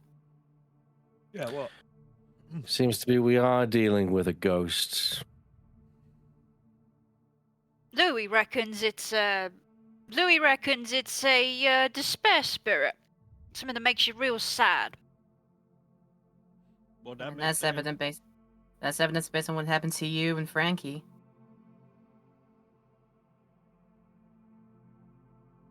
We deal with them with salt and cold iron. Frankie, you know anything about cold iron? Do I know anything about cold iron? As far as you know, it's iron that's cold. So none of us know what it means. I mean, I guess you could get an iron dagger and put it in the freezer for a bit. That might work.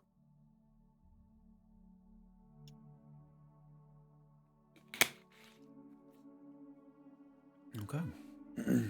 So can I investigate what cold iron would be?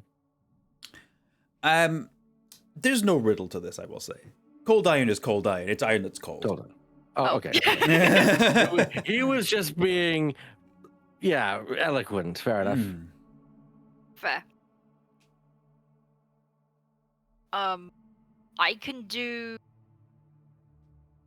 I I don't know if this counts as one of my playbook moves of don't worry, I'll check it out. Mhm. But oh no, I don't know if we have a kitchen, do we?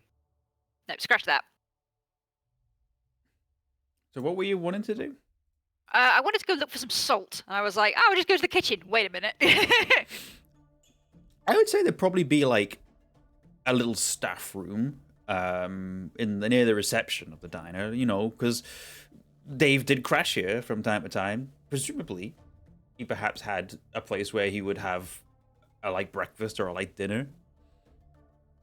True, yeah. I turned to Marin and Sean. You've been staying here longer, right? This place have, like... any place where you get food? Either you guys or the people living here? There's a little kitchen, I think. Isn't that the case, Connor? Just a little kitchenette, yeah, like Yeah. microwave, like that sort of thing. Just like you can like sort of prepare your own food if need be.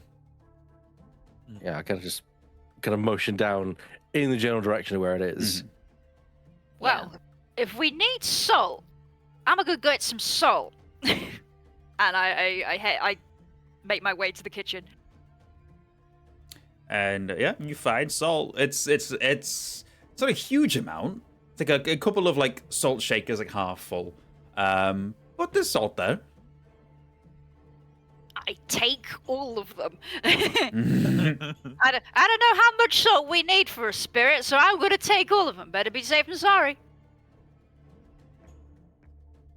I think as you're grabbing them, you also spot in the corner of your eye, a sort of plastic yellow bin near one of the parking areas, Mhm. and you realize, oh wait a minute, grit salt for when it gets cold. Oh, that's a fair point. I won.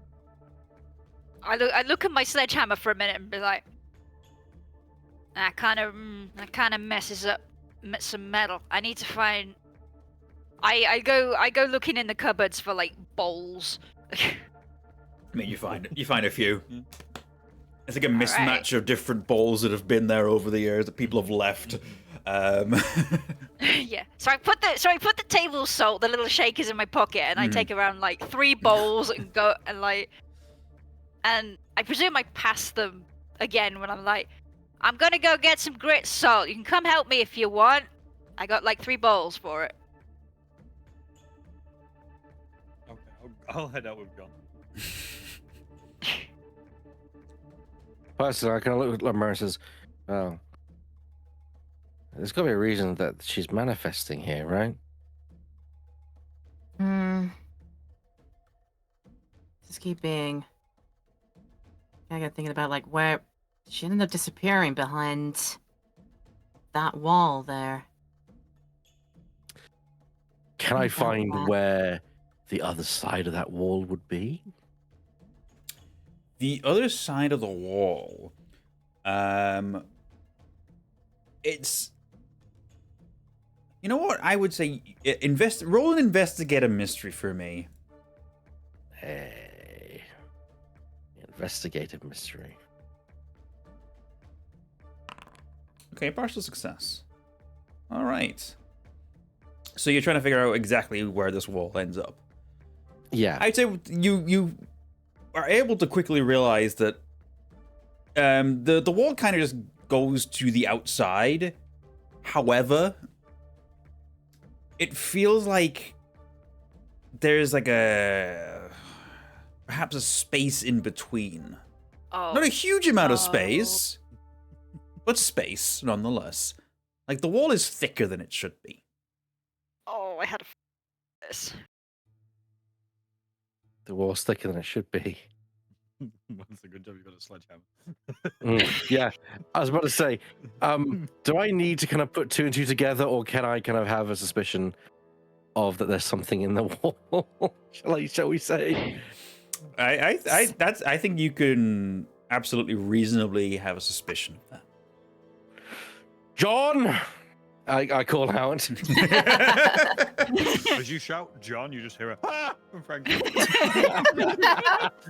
Frankie, stop being so jumpy. Here, have my bowls. What you need, Ace? Ace, what you need, Sean? You have my bowls. Yes. You're just like Left holding. there outside, like, holding 3 bowls of grits. Oh my god. Not so, you'll be fine. I tap the wall. I tap the wall. Do I feel that if it's hollow? Oh, it's hollow. I step away and say, knock it down. You want me to knock this wall down? Just do it. Just do it. All right. I heft my sledgehammer, and I'm glancing back at Sean as I do this. It's like, you're sure about this? And But I take a deep breath and go quite. I go for like the side of it, one strong hit. The wall absolutely crumbles under pressure. The thing is, with the first impact of the hammer, the younger police officer does run into the room and goes, What are you doing? I just look at him and say, I'm leading an investigation. Just In the stand wall? there stand there and do your duty, officer. I ain't arguing. I'm sorry, sir. I ain't arguing with the FBI agent. Oh my god! Oh Can I use god! one of my playbook moves? Oh, the lieutenant's gonna be so mad. Okay, you runs out the room. Go to respite, please. Can I use one of my playbook moves? Go on. I'm gonna go over. So it says when you put your camera on microphone right in the person's Yes, face. yes. For flavor, can I say when I ask him to help me with the bowls of salt instead? Yeah, sure. Yeah, it's like, Breaks off or whatever he's oh, doing. Jesus, fine. What do you? Jesus, how much salt do you need, dude? I mean, All of it. Oh I god. like my chips salty. Oh, Jesus Christ. All right, yeah. I presume you going for another hit. Yes. Yeah, the wall. I'm gonna keep hitting until it like The gives way. plaster is just giving way slowly but surely.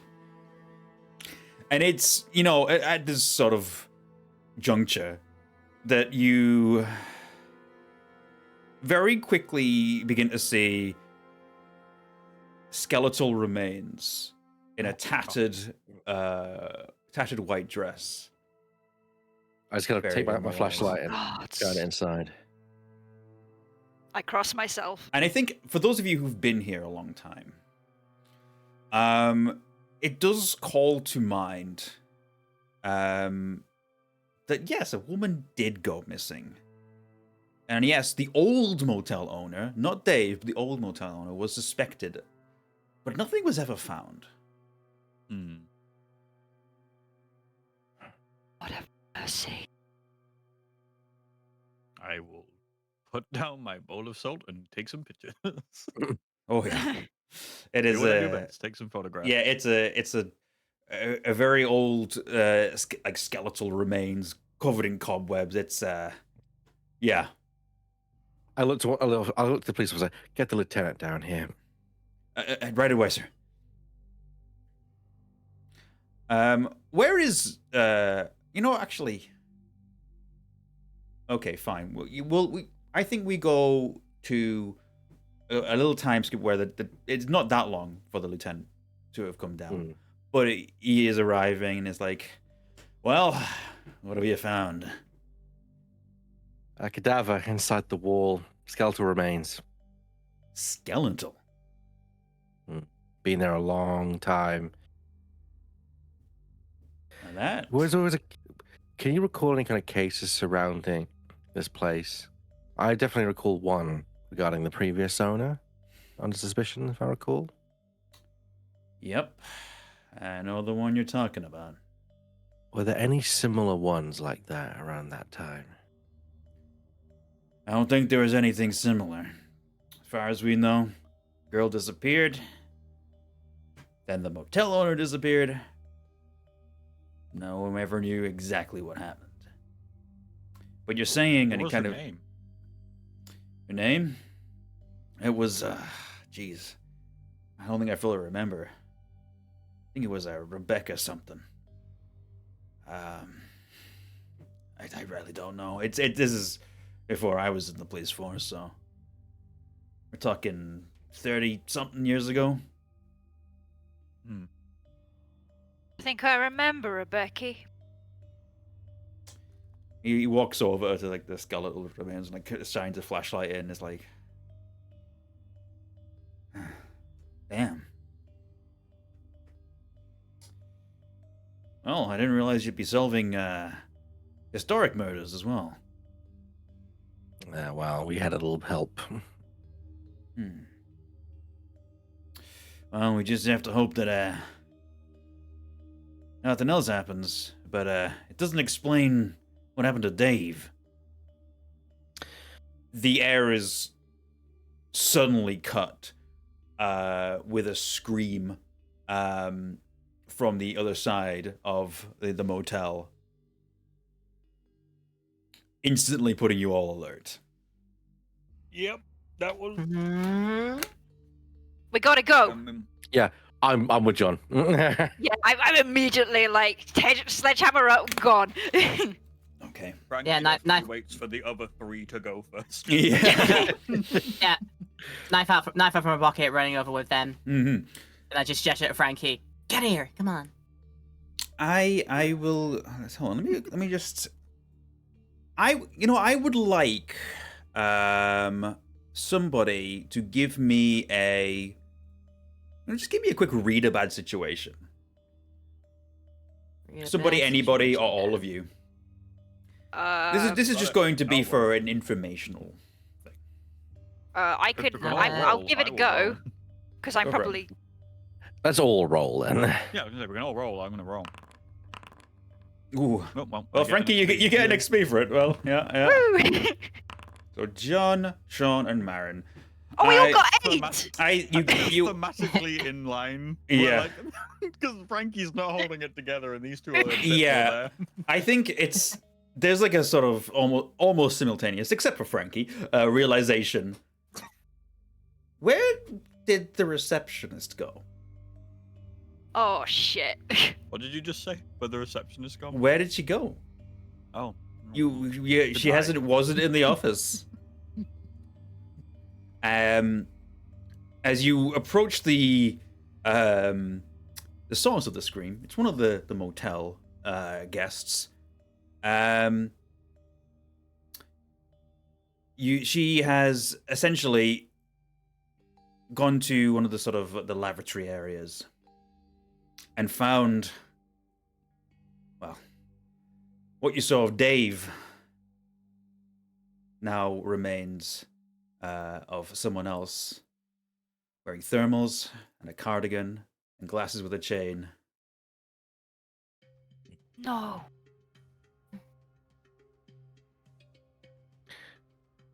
And then I'm immediately looking around the room for any Yeah. kind of indication of ectoplasm. yeah, it's on the walls, like where something got in.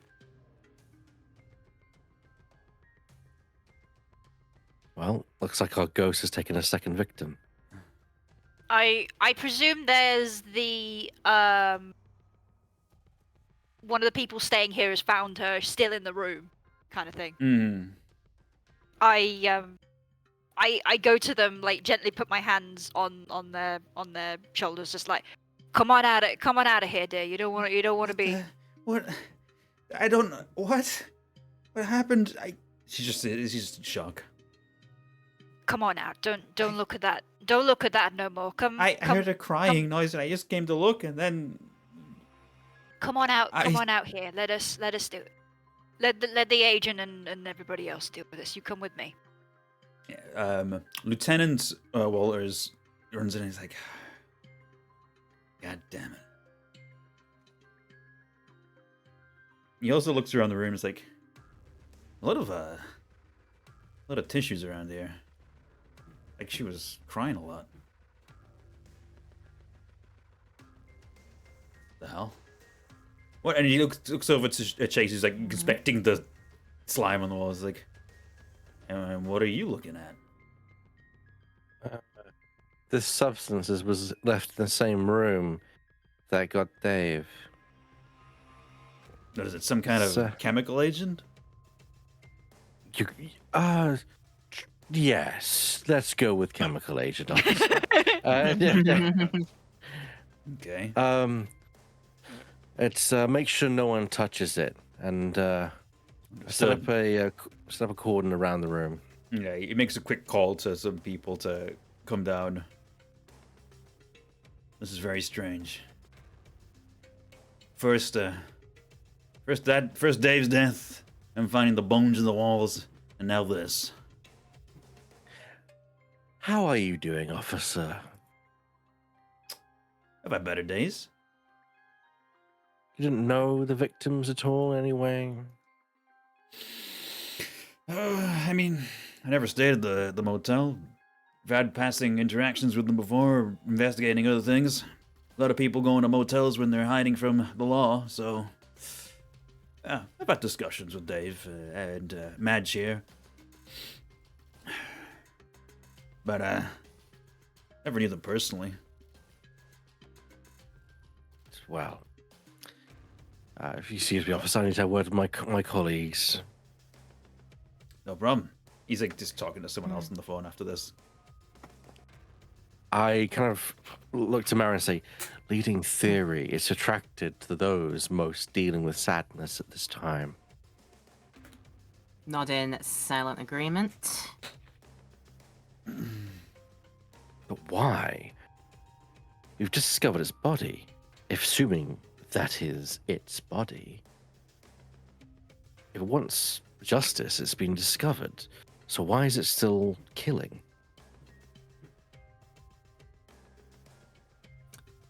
Right.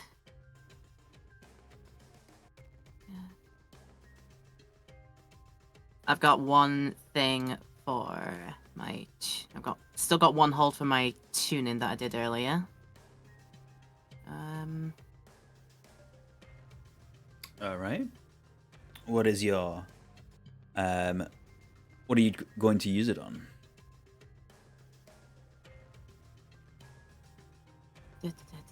The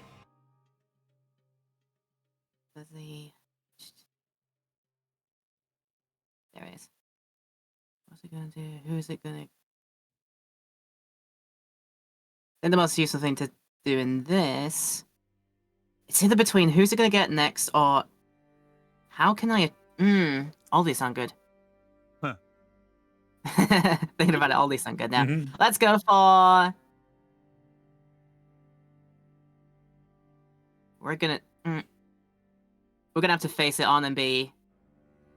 It's time for us to draw this thing out. How can we best get its attention? Okay.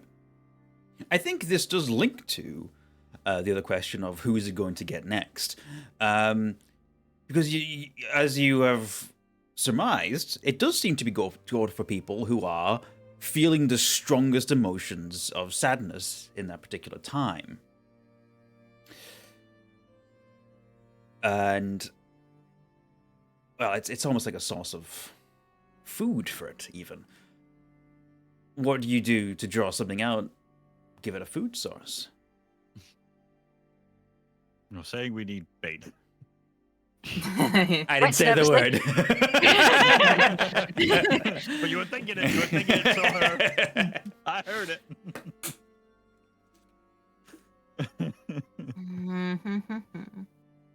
May I do one of my connect the dots? Yes. Does this have anything to do with the previous owner, effectively? Like, is it still being around connected to the fact the previous owner is either still alive or here somehow?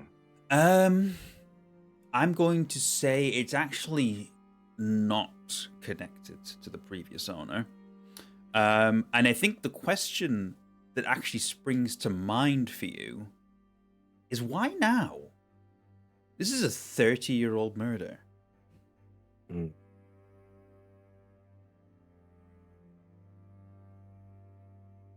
Is there anyone else staying at the motel? There's plenty of people. Good Maybe it's handful. related to someone who's staying here right now. That's Could why, be. like, someone's come back from out of town, maybe. Oh,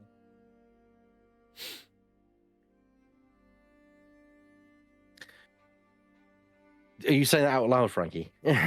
Well, I know that's just me thinking out loud because Thinking out loud. I don't know what you know. That's fair. May I? Yeah. Sorry. Well, I'm going to verbalize my thoughts saying it's something. Why now? If the body was been like that for 20, 30 years, why did this pick now to start? Why didn't it start killing people 10 years ago? Yeah, last week. What makes today special? That's when I'll verbalize what I just said. Being like, well, I mean, maybe it was waiting for something or someone, or When is did? it anniversary? Yeah, I was gonna say. 30 years since. Like, is it 30 years bang on, or is it like 30 years and 4 months and 2 days? You'd have to look it up. May I use the hold I got from Read a Bad Situation Mm-hmm. to ask, is there something we haven't noticed? I mean, we've noticed, like, the initial stuff, but is there, like, something we've overlooked on the initial thing that we can see now with it further back? I would, you know what? I would say that with that, what you may have overlooked is perhaps something you didn't want to consider. That the manifestation happening now might not necessarily have anything to do with an anniversary or a specific person being here. Or maybe it does have something to do with a specific person being here. A specific spooky individual whose confluence of energy has been drawn into this place at this moment. I hate to say it, but this kind of stuff started happening when you came back around, Marin. Now, I ain't saying you're the cause of it, but it sure is quite the coincidence. You remember what happened when we first met, no? Sorry, turning into Cajun there. When we first met. When Yeah. we first met shit.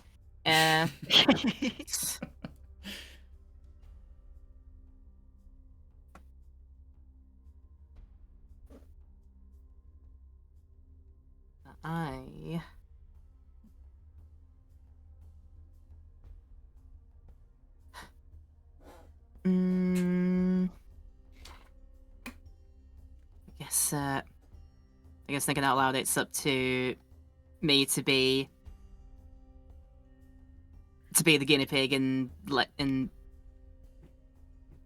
making this creature manifest and appear as itself, for sure. Thinking out loud. And Well, I mean, I've been feeling that grief pretty heavy. You think it might want me next? It might just be whoever is currently, experiencing that sadness. Was a little weird that it was a perfect time for me to get got outside the motel, but it chose her instead. Hey, this may be where we finally think. Gonna sound like a spitball idea, but use magic, and this time, Okay. it's sort of time for this magic to essentially like amplify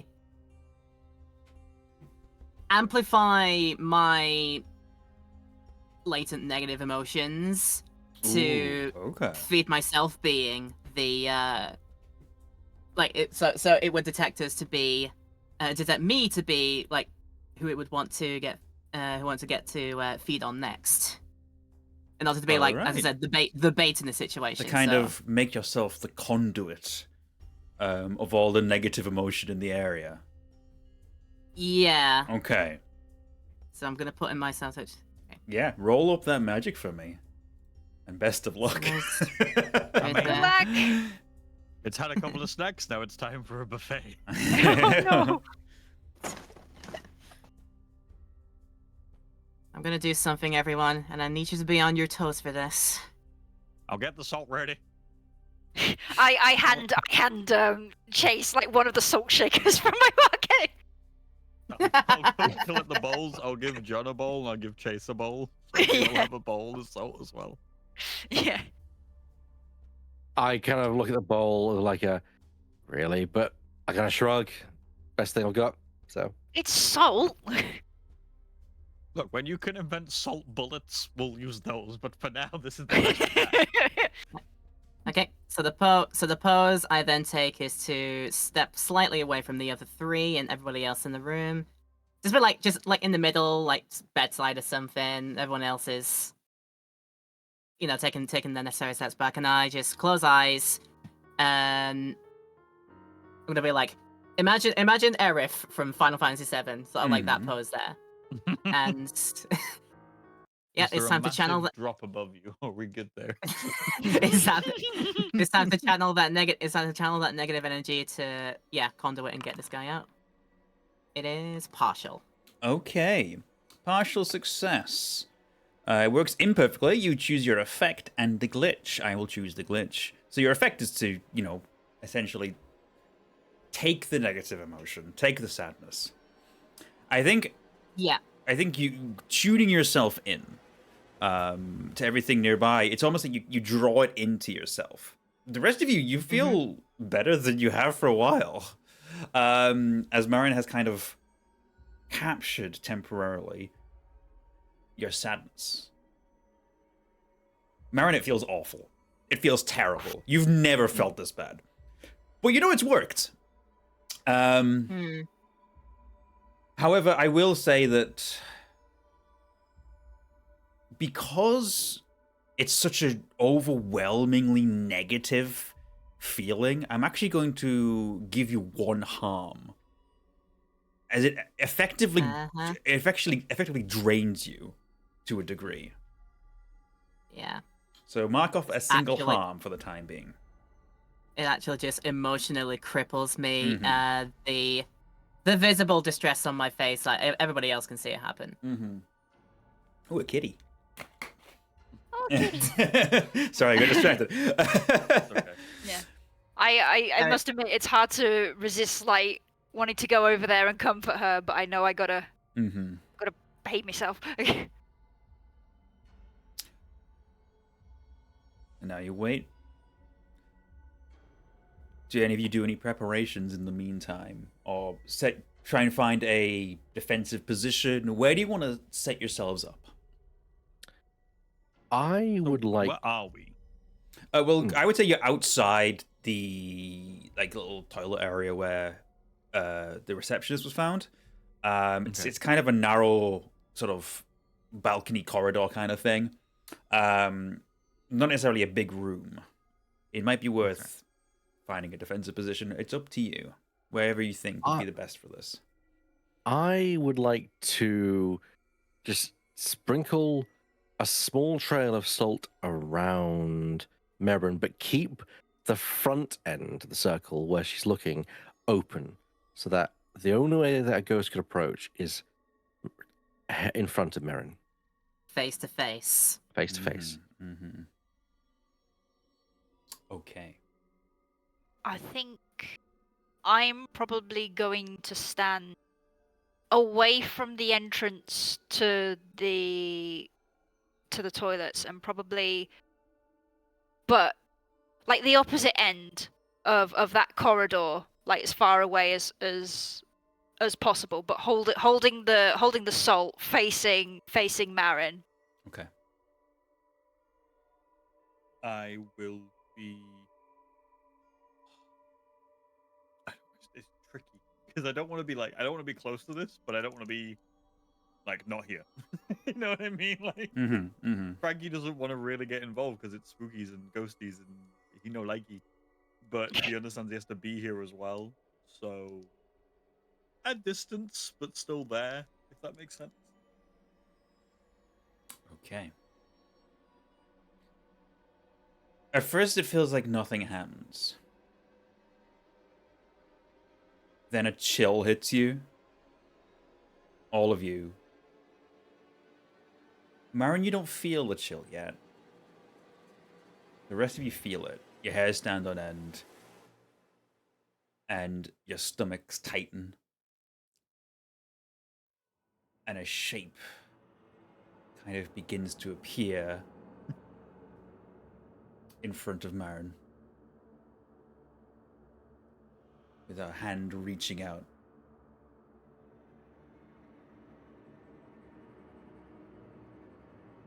She's here, Marin.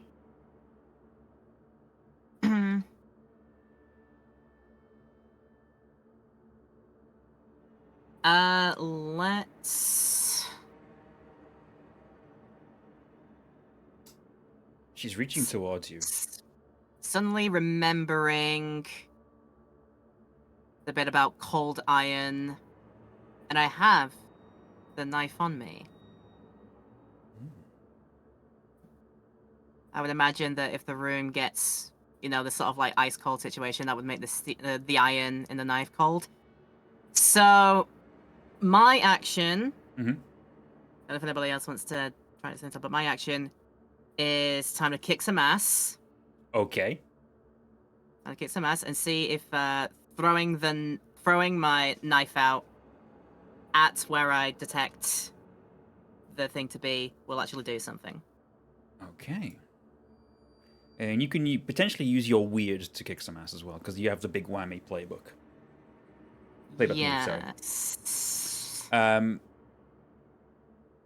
You could just say you're kind of honing your sort of magical senses with the knife.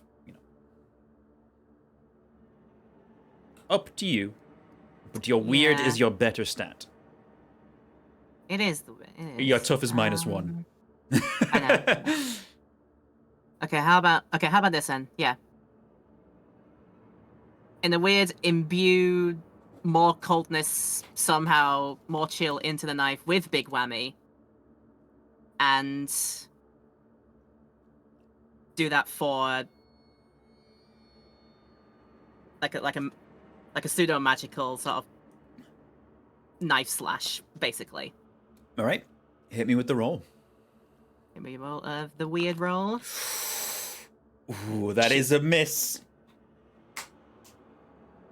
That is a miss. Okay.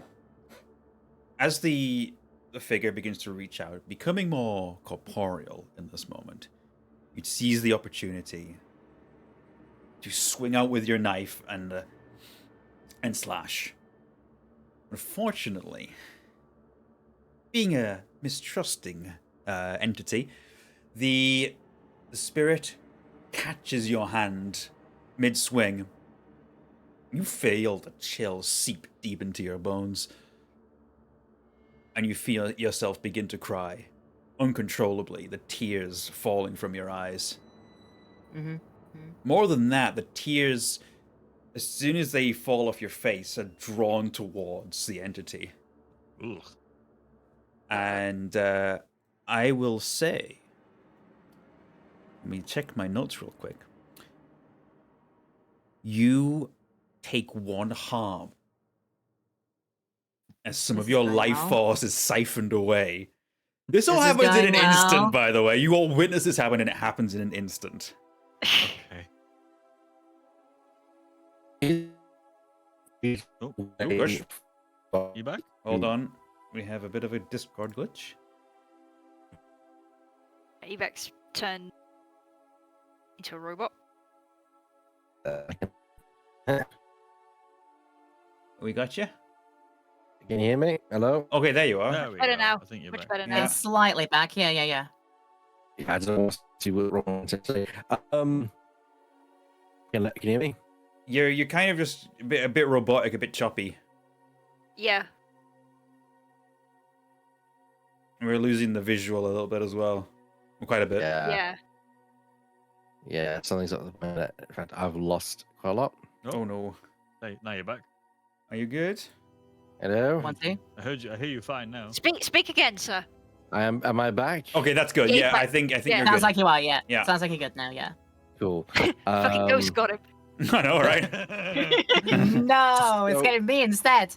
Is there a way that one of us can pull Marin over the circle of salt? Well, haven't you put the circle of salt around her? I have, but don't forget she can just step over it. Oh, okay, yeah. You've left like a little a little entrance into it as well, haven't you? Exactly. Okay, Yep. okay. Yeah, I would say give me an act under pressure. And pressure. I will also allow people to help to add a bonus to it. Whoever Yeah, wants can to help. I? Yeah, can I use my the power of the heart to help someone? Yes. What does that do To help again? Sean. Yeah. When fighting a monster, if you help someone, don't roll cool. You automatically help as though you'd rolled a 10. Okay. Cool. Yeah. And then if I you shan't bother helping out okay, yeah, cool. because they So- don't stack, so there's no point. Yeah, It I'm lets just throwing. us- By the way, I'm just throwing fucking salt into the back of this thing. Like Ty- a whole bowl. You won't need to roll your act under pressure because although I'll allow you to do it anyway because if you fail it, it doesn't matter, but you'll get an experience. Well, there you go. You get an experience for free and Okay. succeed because it'll become a 12. Sorry, well, it becomes a success either way. So you basically seeing this happen in an instant, you pull Marin back, but the spirit latched onto her, feeding on this gourmet buffet of sadness, gets pulled into the circle of salt, and instantly the face of the ghost changes from this sort of docile, sad-looking creature. The teeth sharpen, it becomes furious and screeches at all of you. Oh god. Get Form off the of her! circle. I was gonna say, can I now run over and Sprinkle Yeah, salt, sprinkle salt. I'm throwing the salt as well. yeah, so like that's the thing, like Marin's dying. Sean is pulling Marin. Yeah. John is throwing salt. Can I go and try and close the circle with my salt in my bowl? Yes, I'm going to give you an act under pressure as well because it's a stressful situation. Yep, no, that's fair. Yeah. That's fair. Okay, cool. So you succeed, but a worse outcome, hard choice, or price to pay. Interesting. I have an idea. No, go on then. I close the circle, but I'd like mess it up so I'm inside the circle. You're like hop in and close, and you're like, uh-oh. Sure, yeah, absolutely. If that's what you want, how you want to play it, I yeah. could maybe jump out, but you know, I'm just like, Um, like that's a good. Yeah, you do it and attempt to jump out, but the moment as you try to leave, you feel a hand on the back of your throat, ice cold.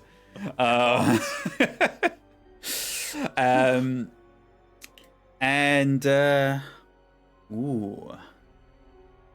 Let's see. Yeah, I'm gonna give you a 1 harm as well. As you, it genuinely feels like the life is being chilled from you. Fun. Fun. I should play the battle music. We are in a battle now, I suppose. A form of battle, even if it's more of an exorcist kind of thing. Yeah. Yeah. As I see this, I'm kind of pulling back Marin, so I kind of roll my eyes and like, oh, you've got to be kidding me. Yes.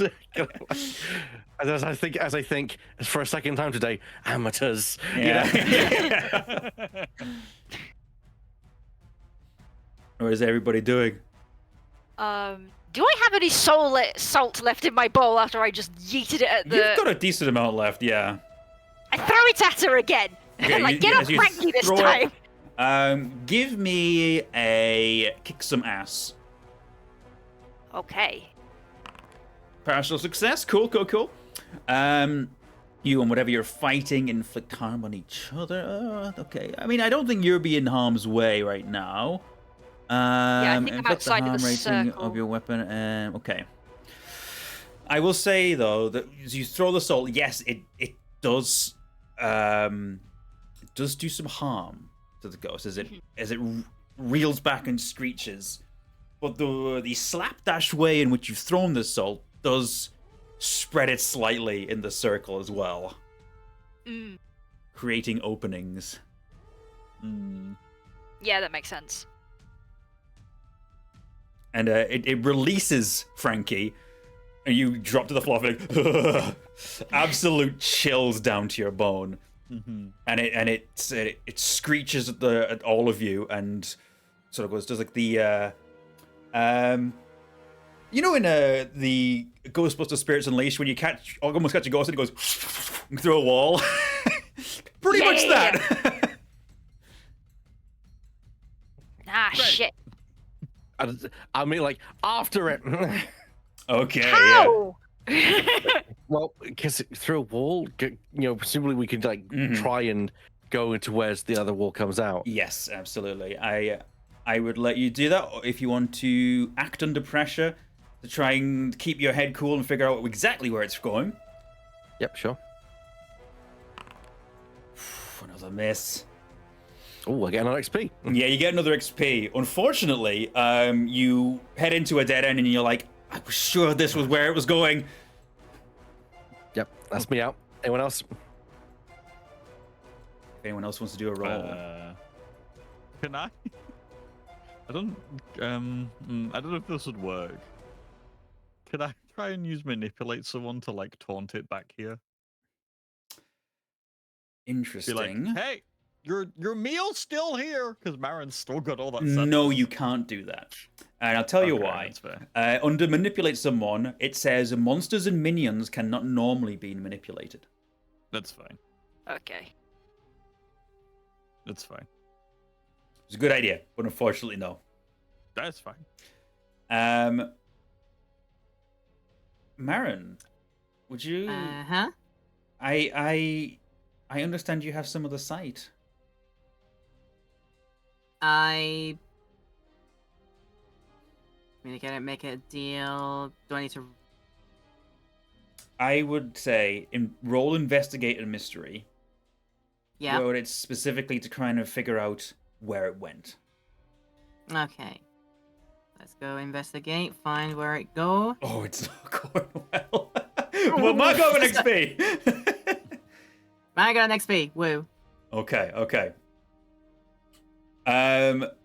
Yeah, you try to find like some kind of ectoplasm or something that indicates which places it's gone through. No. Mm-hmm.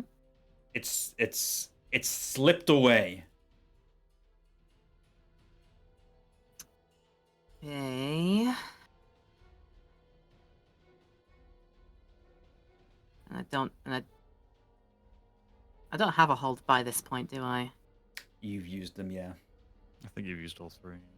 Yeah, I'll do them before. Can I pull out my infrared camera and try and use that to see if I can see it anywhere? Good idea.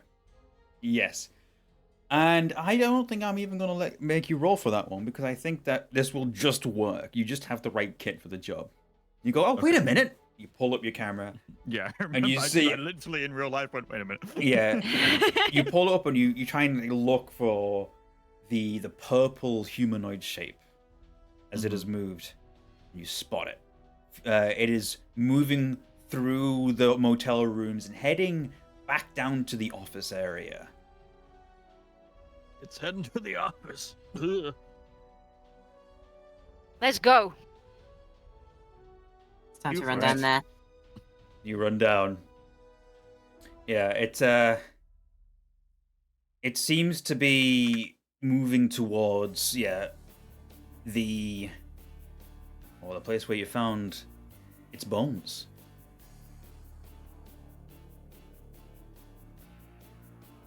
Maybe try throwing some salt in the bones? Anyone got any salt left? I've got some salt shakers left. You've got salt. You've got salt. Season the bones.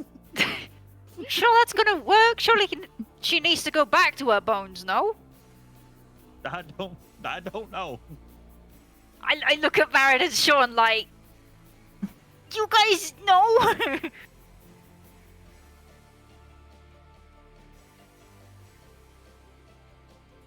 Do either of you feel like you have any knowledge about the salting of bones? Well, first of all, I imagine I'm turning up late because of my detour. Yes. But if I may, as I'm coming in, I want to make one last kind of attempt at something. Go on. And that is use magic. Interesting. What are you attempting to do? My goal is to kind of see if I can reach into my brain and think, is there some kind of like ceiling kind of thing that can force a monster or a specter to kind of remain in its place, so like it can't leave where the seal is put, effectively, or something. Trying to basically stop it from moving too far away from us. Okay.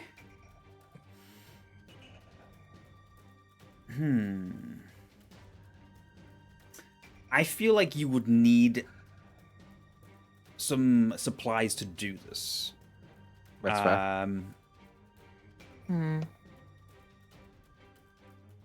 But you I don't think I'd have that stuff on hand. But... Yeah. Yeah, I'm not sure there's any specific outcome that would be helpful to you here. That's for fair. roll magic, That is fair. unfortunately. It's a good idea. No. Yeah. If you had a bit more prep time, maybe. But this is a very quick situation. So perhaps not quite right now.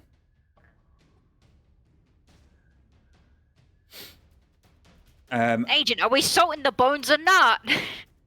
Salt them, for God's sake. Yeah, you get Okay, I'll salt the bones. you guys get to the office before it. You head over to the hole in the wall. Start just throwing salt on the bones, salt on the bones. John's just pouring salt on the top of it. It's the Yeah. weirdest thing I've ever done. While John's doing that, I'll try and keep looking at it through my infrared camera to see any effect, or if it's just continuing here still. It seems to have slowed down to the point where it's almost like it's walking towards you, like a person would, and it's walking into the office slowly. It's in here. Well, we found your bones, lady. Has the salt throw-in... Has that done anything to slow its pace down from, like, its quick walk? It has slowed it, but it feels like there's more to do.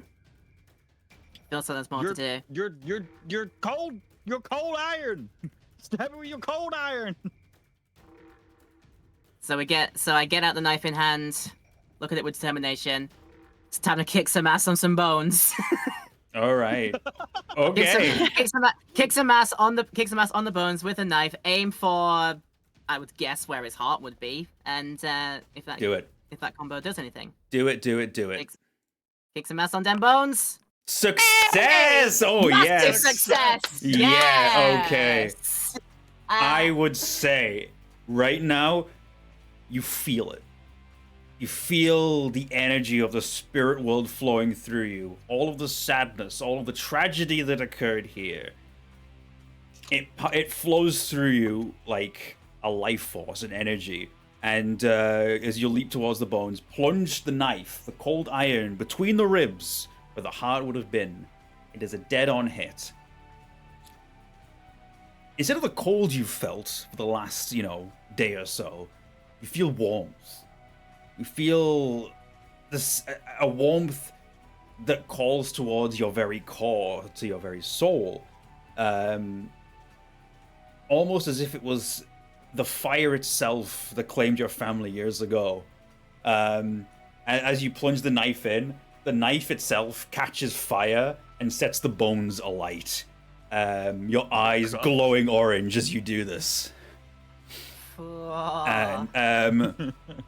And as the bones erupt into flame, as does the spirit, screeching and dissipating and in a moment, it disappears into nothingness. The bone's gone. Your knife looking just as it always did. For the temperature of the area, it feels normal again.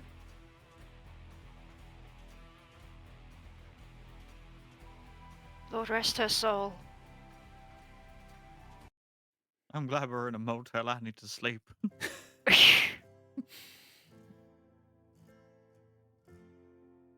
It's this moment that you think you've done it, and everything's fine. It's like the shroud that you saw, Marin, has lifted finally from this motel. But there are questions, of course, that you still want to ask yourself, like, were you the one who caused this? Or was it just an unhappy coincidence? How have the rest of you reacted to seeing this display happen? all of about like 15, 20 seconds. You know that feeling where it hasn't hit you yet? You're just like, well, that's sure happened, kind of thing. I'll process this about 5 hours later. Mm-hmm. So John's just like, well, I guess that finishes it. Yeah, after a few seconds, Lieutenant Walters runs in and is like, I missed something, didn't I? Just a couple of things, Lieutenant. Frankie is happy it's over, but is extremely disappointed that he once again missed Marin using magical powers and didn't take any photos of it. Marin, how do you feel? I guess it's a similar melancholy to be in. Okay, one more thread is out, but if I'm still around these lot, they're gonna have to probably face a lot more, because sort of thinking me being here is doing something in this town. Like, I am, as you said, becoming a conduit to just make all manners of the bad juju come out to play, as it were. So again, just that feeling of, this is something way beyond any of these people. Mm-hmm. I shouldn't be out here with any of you. This time just like, not saying to an outright, but just being like, I knew I should have just done this by myself.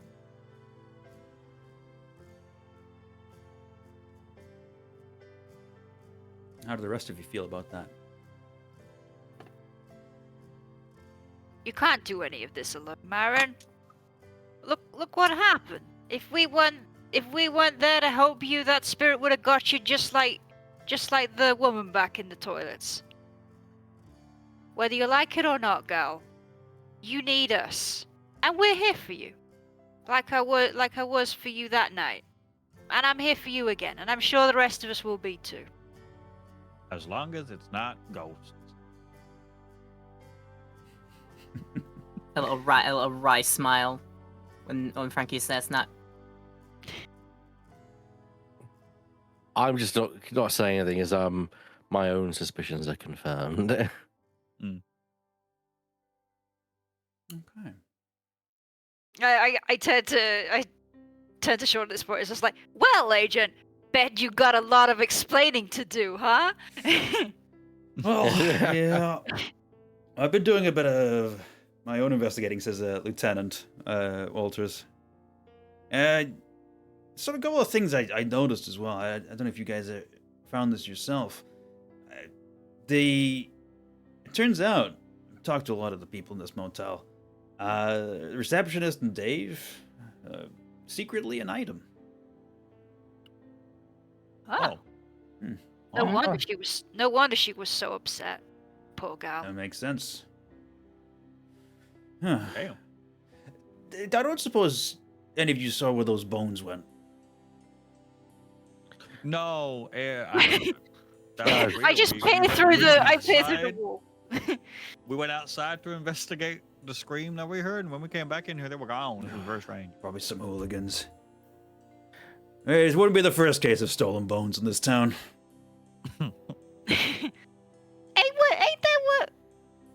some witches down in Louisiana doing some weird shit with bones, or was that just a rumor I heard? That just sounds like some kind of story. I don't know. I gotta make a call to the chief. You guys, I'd say don't get into any trouble, but doesn't seem like that's gonna help. He's throwing us out the Trouble room. finds us. It's different. Seems so. Trouble finds you, Frankie, it seems. Not me. I just hang around with the wrong people. I was fine until the weird shit started happening down the rail yard.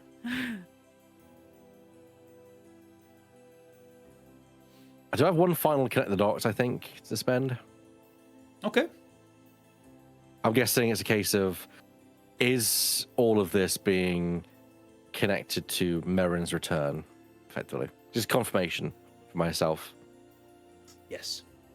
Yeah, fair. Cool. It's connected. But there's more to it than that, of course. I guess we'll find out what. Who knows what the future holds in the town of Sindark?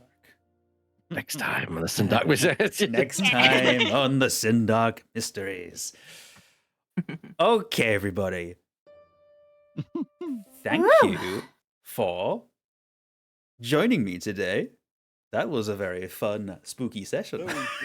That was really good. And thank you for being our storyteller. Indeed. Thank you so Thank much. you, Keeper. I Yes. do enjoy being the Thank you, keeper of Keeper. monsters and mysteries. Thank you, Keeper, for not killing us today. Yes. Yeah, you guys took a lot less Even with all damage of our this trash time. Yeah, rolls. there We had some was. trash rolls for a lot of stuff. Yeah, today. you guys, it was going rough for a while. I think as a monster, the ghost is a lot less of a scrapper. It's a lot less likely to actually do damage, but when it does things, it hurts. Yeah. There were a couple of moves that could have busted out, which would have been very bad for a lot of you. But notably towards Marin, because he actually said it does double damage to people who are sad. No damn. Yay. At least with certain moves, not all moves. The chill touch move doesn't do double damage, and that's the one it used both times. But yeah, that was interesting and fun, and also gives you a little bit of an insight into the supernatural law of Sindark, how ghosts manifest in this world, and how you can beat them. I will tell you now the title of episode 3. Oh, God. Good. This Okay. is one of my favorite episode titles. It is going to have a more of a comedic slant, this one. Good. I needed after Yeah, that it's one. going to be a lot lighter in tone, a bit sillier.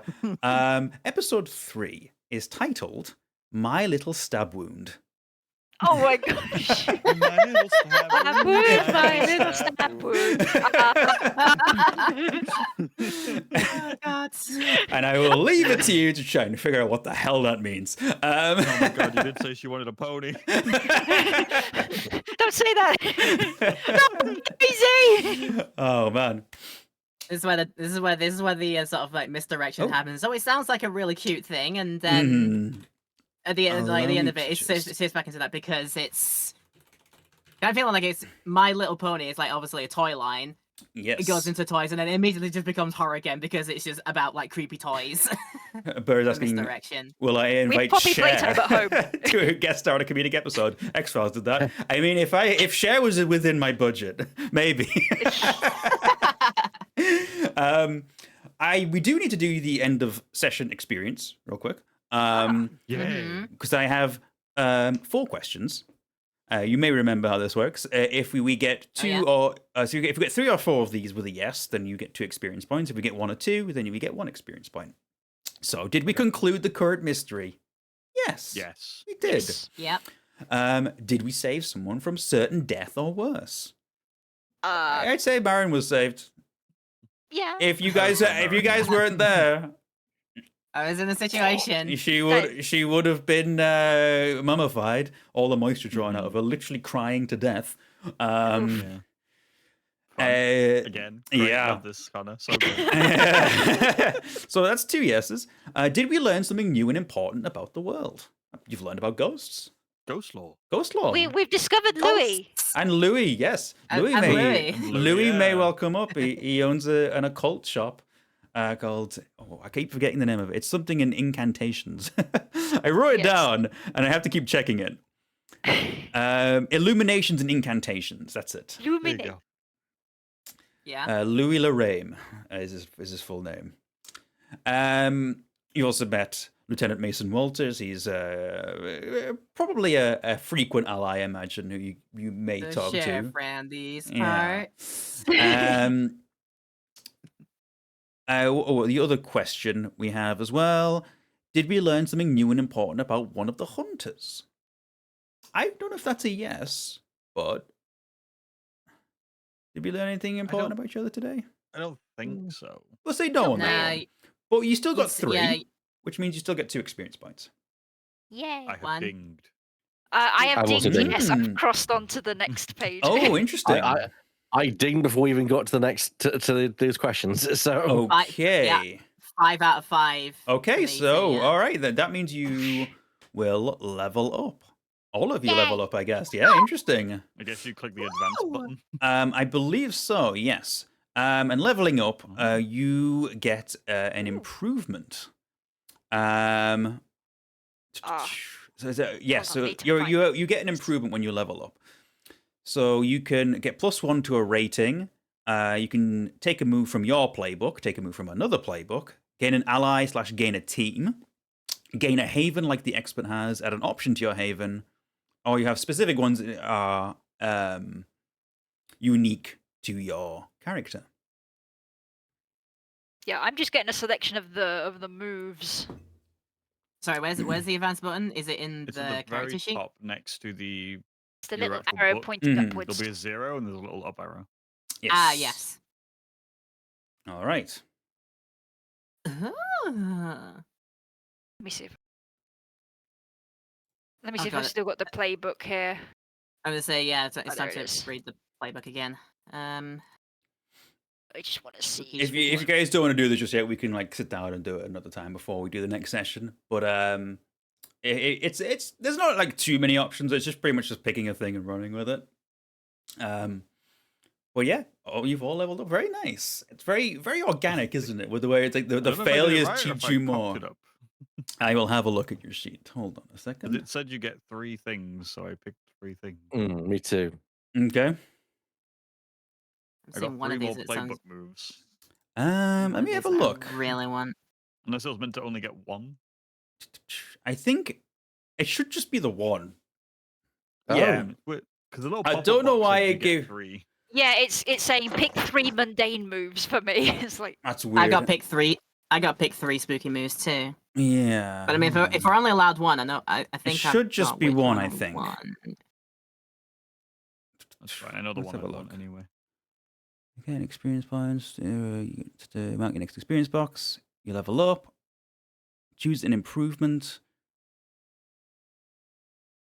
Marking the improvements off. Okay, oh, I could have so just your clicked it and it will tell me. your improvements can only be selected once. So gaining the +1 to a rating, that you can only do that once. Taking a move from your playbook, taking a move from another playbook, that can only be done once. So each one can only be done we- once. We But- didn't have to take a move then. We could have done something else as well. You could have done something else. Ah. We will try and like figure this out for next time, I think. Yeah, I'll. Oh no, I can.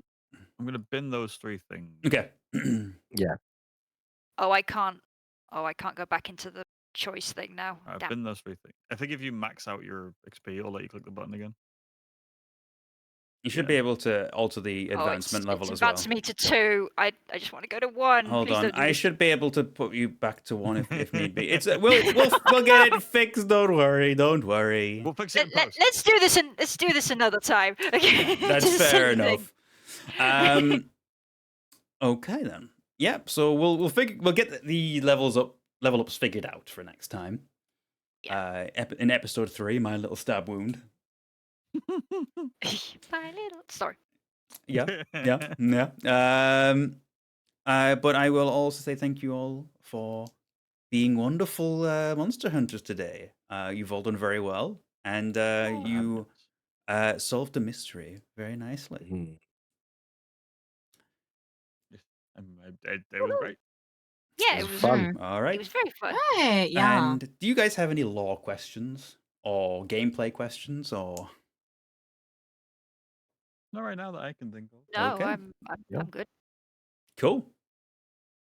Awesome. Lovely. Yeah. Thank you Sounds all. good. And thank you to people who watched in the audience. Thank you if you're watching in post. And oh, Burr has a lore question in Bear the has a chat. law. Go on, Burr, give us the lore question. I am happy to answer. Why is going on? Marin seems to be a catalyst to all that happened so far. Yeah, I'm Okay. feeling that. Okay. when he said to me like at the end of the first episode, it's like you best be prepared to be like the main focus about it. I was like, oh, I'm woefully unprepared. Is to it this. because she came into town? Well, Marin is drawn to Sindark. Yes, she was drawn into Sindark. Things will become clear in time. But whether or not it's Marin's Sindark's fault, generally or if it's something that is being done to Marin, these are things you'll That would find be out. telling. It would be telling. You'll find out, Mm. is what I will say. Next time. So no. Mhm. So just The season everybody else finale. that's done that. Everybody else is reading now Advancement 1. Have you just got like cancel on your stuff before you figure out what you do? Oh, I just Yeah. pinned I just been the ones, yeah. everything. Yeah, I X'd out. I don't know what I'm gonna have to do next. I Yeah, know which one I picked. So. we'll get it figured out. It's Yeah. we'll Okay, okay. Not tonight. We'll just have me as Advancement 1 for all of us then. And then Yeah, we'll- just put yourselves at Advancement 1 and make sure you've got the appropriate level of experience. And 'Cause there's I think some of you have got no- overflow as well, so. Oh Oh, yeah, I is there- had an overflow. overflow of. Yeah, you will. You'll have overflow. How much did we get at the end there? Sorry, was it We 3 or we 2? we earned You get 2 2. at the end. Okay, well, thank you. I didn't realize So, it was yeah, overflow. Sean did quite a few thingies that got him like 1 XP each. Yes. So Yes, Those failures, Then that's they're handy. they are then pretty. there's that. Good. It's a short-term pain for a long-term gain. And also harm does not heal in between sessions. I would say your harm will be healed. The Don't harm worry will be about it. done. Yeah, Okay. you'll be fine. Yeah. Okay. The luck doesn't as well. Luck does not get reclaimed unless Yeah, there's okay, unless there's yeah. specifically something that does reclaim it. That allows me to do it. Mhm. Fair news. Right. What's that? What's that for now? Was it? Yeah. Okay. With all said and done, Cool. thank you all for watching. Thank you for all for playing. you I for having hope everybody has a wonderful day. Yeah. Goodbye. Goodbye. Bye. Goodbye. Bye, everybody. Bye. Yay. Bye.